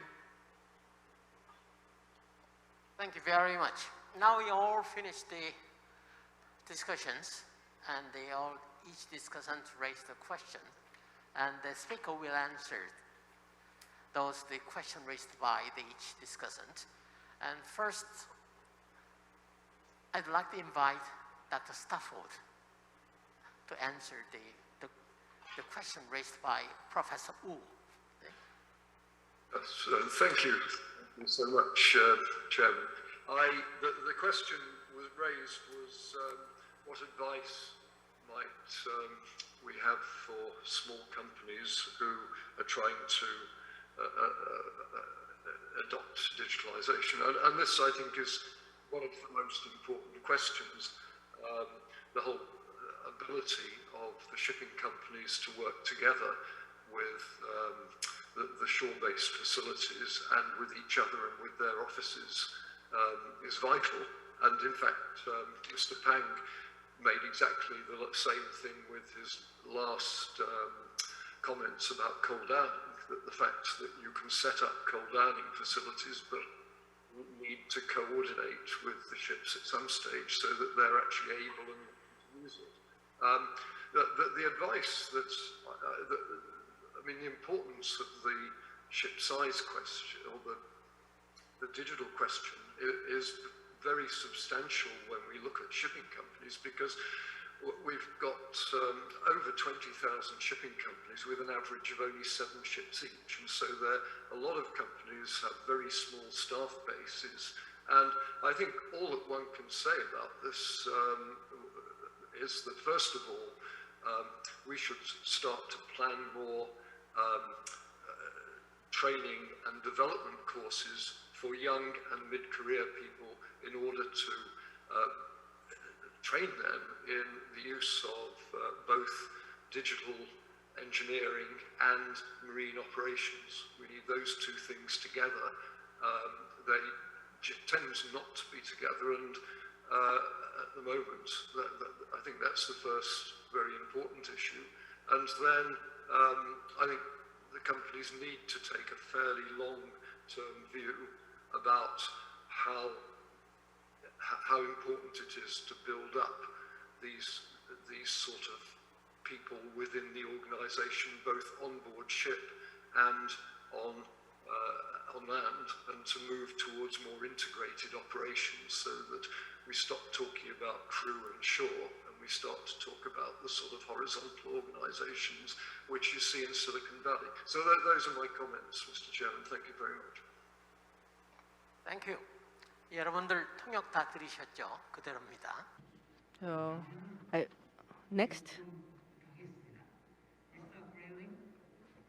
Though there's no particular questions to you regarding the climate change, the environmental issue, and let me ask you the one question then. Obviously, in November in Glasgow, COP26 going to be held. And people say they're into a small, ambitious plan imposed on each participating country to regulate for the climate change. What do you prospect of the outcome of that meeting, Mr. Grayling? Well, morning and or good afternoon, and it's good to be here with you all today. I think the simple answer is nobody's quite certain. It's not going to be easy. There is clearly a desire to reach a successor agreement to Paris. Paris set us only in a direction. What this conference is designed to do is to really get major nations to agree firm action plans for the reduction of carbon. I think it's pretty clear that there will be a real push to get everyone to accept net zero by 2050. I think it's more difficult to get people to set interim targets for carbon reductions for 2030 or 2035. From the point of view of the maritime sector, I'm expecting perhaps less of an agreement directly related to the maritime sector, but more a framework of policy around the world within which the maritime sector has to fit. So if we do reach an agreement that accepts broadly net zero for 2050 and action plans to get there, then the task of the maritime sector is going to be to deliver that within the industry. We're already seeing moves towards the regulation of the sector towards net zero. The European Union has, as I said in my remarks, has now legislated to include the maritime sector in its emission trading scheme. There's now serious talk about market-based measures across the sector. So I think what the COP summit will do is create a framework within which the maritime sector has to then meet its own goals. What I'm absolutely sure is that whilst up to now, international shipping has stayed outside the agreements that have existed and the individual policy decisions in countries. That's not going to be the case going forwards. So the European Union was the first to do this. I expect the United States to follow soon, the United Kingdom to follow soon, and the challenge for the shipping sector is going to be, I think now, to accelerate the work that's taking place. We know it's not easy. because the technological solutions are not absolutely clear. We've heard a bit about that earlier, but there is no doubt that change is going to be necessary, and it will be regulated. It was interesting the point made by Mr. Pang about shipping companies not using cold ironing facilities when they're there. I think very quickly that's an example of where regulation is going to require it. That ships will simply not be able to move around the world to unload in ports without being required to use shore power. And so I think the industry should expect not direct rules from Glasgow saying this is what you have to do, but a framework within which it has to change fairly quickly, and individual countries are going to regulate pretty quickly. As I said in my remarks, though, my own view is that it is better to do this on a global basis through the IMO than simply do it piecemeal country by country. Thank you very much. Yeah, 남 교수님. 예, 말씀해 주세요. Professor Nam, please. 허윤수 박사. So, Dr. He's comments, I really agree with this, especially the local government and the port authorities. There is a big separation. So I think that that's a stumbling block behind the expansion of environment-friendly policies throughout the city. So city government and port authorities, they must join hands together and establish the environment strategy together. And also the energy supply in port authority. In fact, Japan already set the example that the port authority can supply energy. For example, like the Busan New Port, we also have the site dedicated for the LNG bunkering. But the LNG, it's just an interim fuel. It's a temporary solution. And the supply and demand of the alternative fuel still remain uncertain. And therefore, regarding the energy supply, Port Authority does have a lot of uncertainties, and therefore we cannot really establish specific plan. So the LNG bunkering site, maybe in the future it can be hydrogen-based or other alternative fuels can be utilized. And therefore, this bunkering site, I think, has to be flexible enough to accommodate different kinds of fuels. And also regarding the digitalization of small-scale companies, and also their struggle for digitalization. So in order to address this problem, Busan does have the industry association, and PPA provides financial assistance to this association, and they develop and discover the tasks and solve the problem together. And therefore, I believe that for the small-scale companies, we have to provide more public assistance so that they can pursue digitalization together with developed advanced companies. And also the human operation and versus digitalization. This is something that we have discussed for a long time, and I understand that the LA port experienced the conflicts. And so I think that the labor union and employer, they have to work together, and they have to identify opportunities for new jobs. And also the trainings and education programs should be provided properly to human resources so that the existing workers will not have like anxiety or concerns about losing their jobs. 우리 최 과장님 특별히 말씀하시겠습니다. 네. Now, Mr. Choi, do you have anything to add?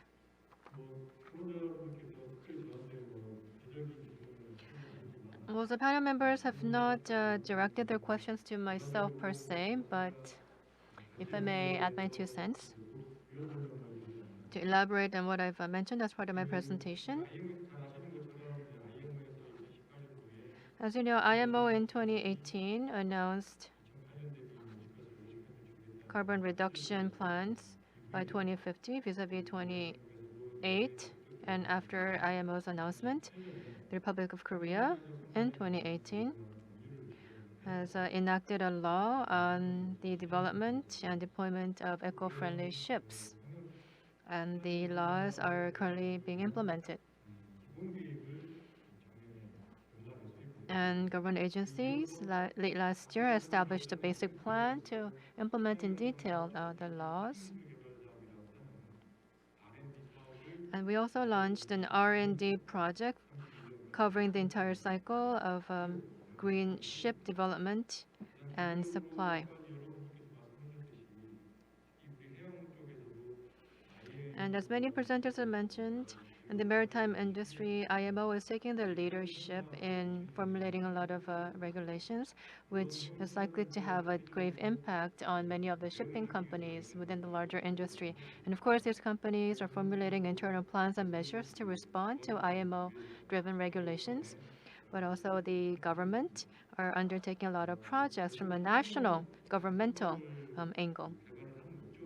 And one of the reasons why we're developing eco-friendly or green ships is because we need to dramatically reduce CO2 emissions coming from the vessels. And actually, the best and perhaps the only way is to use carbon-free fuel. Hydrogen and ammonia are leading examples. Now, the leading countries around the world are undertaking very ambitious R&D projects in this direction to utilize carbon-free fuels. But this is not a short-term goal. It'll take time. And currently, we will try to get at the low-hanging fruit first in terms of what's technologically feasible. So we may consider hybrid technologies, hybrid fuels, combining carbon-free fuel. So I mentioned this in the presentation, and we've spoken about LNG, and as Mr. Che has mentioned, LNG cannot be the alternative for us, but given current technology where it is, the electric power driven ships and hybrid fuel ships are the options that we have for LNG ships at present. And another option would be ethanol, bioenergy, and LPG. And there's also renewable energy, such as wind energy sources that are being developed, but the technology that can be applied to ships in the more nearer term will be these that I mentioned in the shorter run. So we are continuing our efforts on this front, but we have to go beyond and above that through active R&D, so that will become a forerunner in technological development and commercialization, so that in the end, not only the large companies, but the smaller shipping companies were able to take advantage of that technology to build greener and more eco-friendly ships in the future. Thank you. Thank you for that. There are no questions that came through via YouTube or online. But before I wrap up, I'd like to thank our foreign speakers in English. Stopford, Mr. Grayling, Mr. Pang, we appreciate deeply the time with you, and thank you again for sparing your valuable time. Well, now we are going to finish this session. Goodbye for now. 네, 여러분, 박수 부탁드리겠습니다. So please give them a big hand. Once again, I would like to thank the speakers and also discussants for their active, passionate participation and also for their valuable contribution. Why don't you give them another round of applause? Thank you. Now we are going to conclude the session. Once again, I would like to thank the organizing committee of the World Ocean Forum for their efforts to put together this great forum. With that, thank you.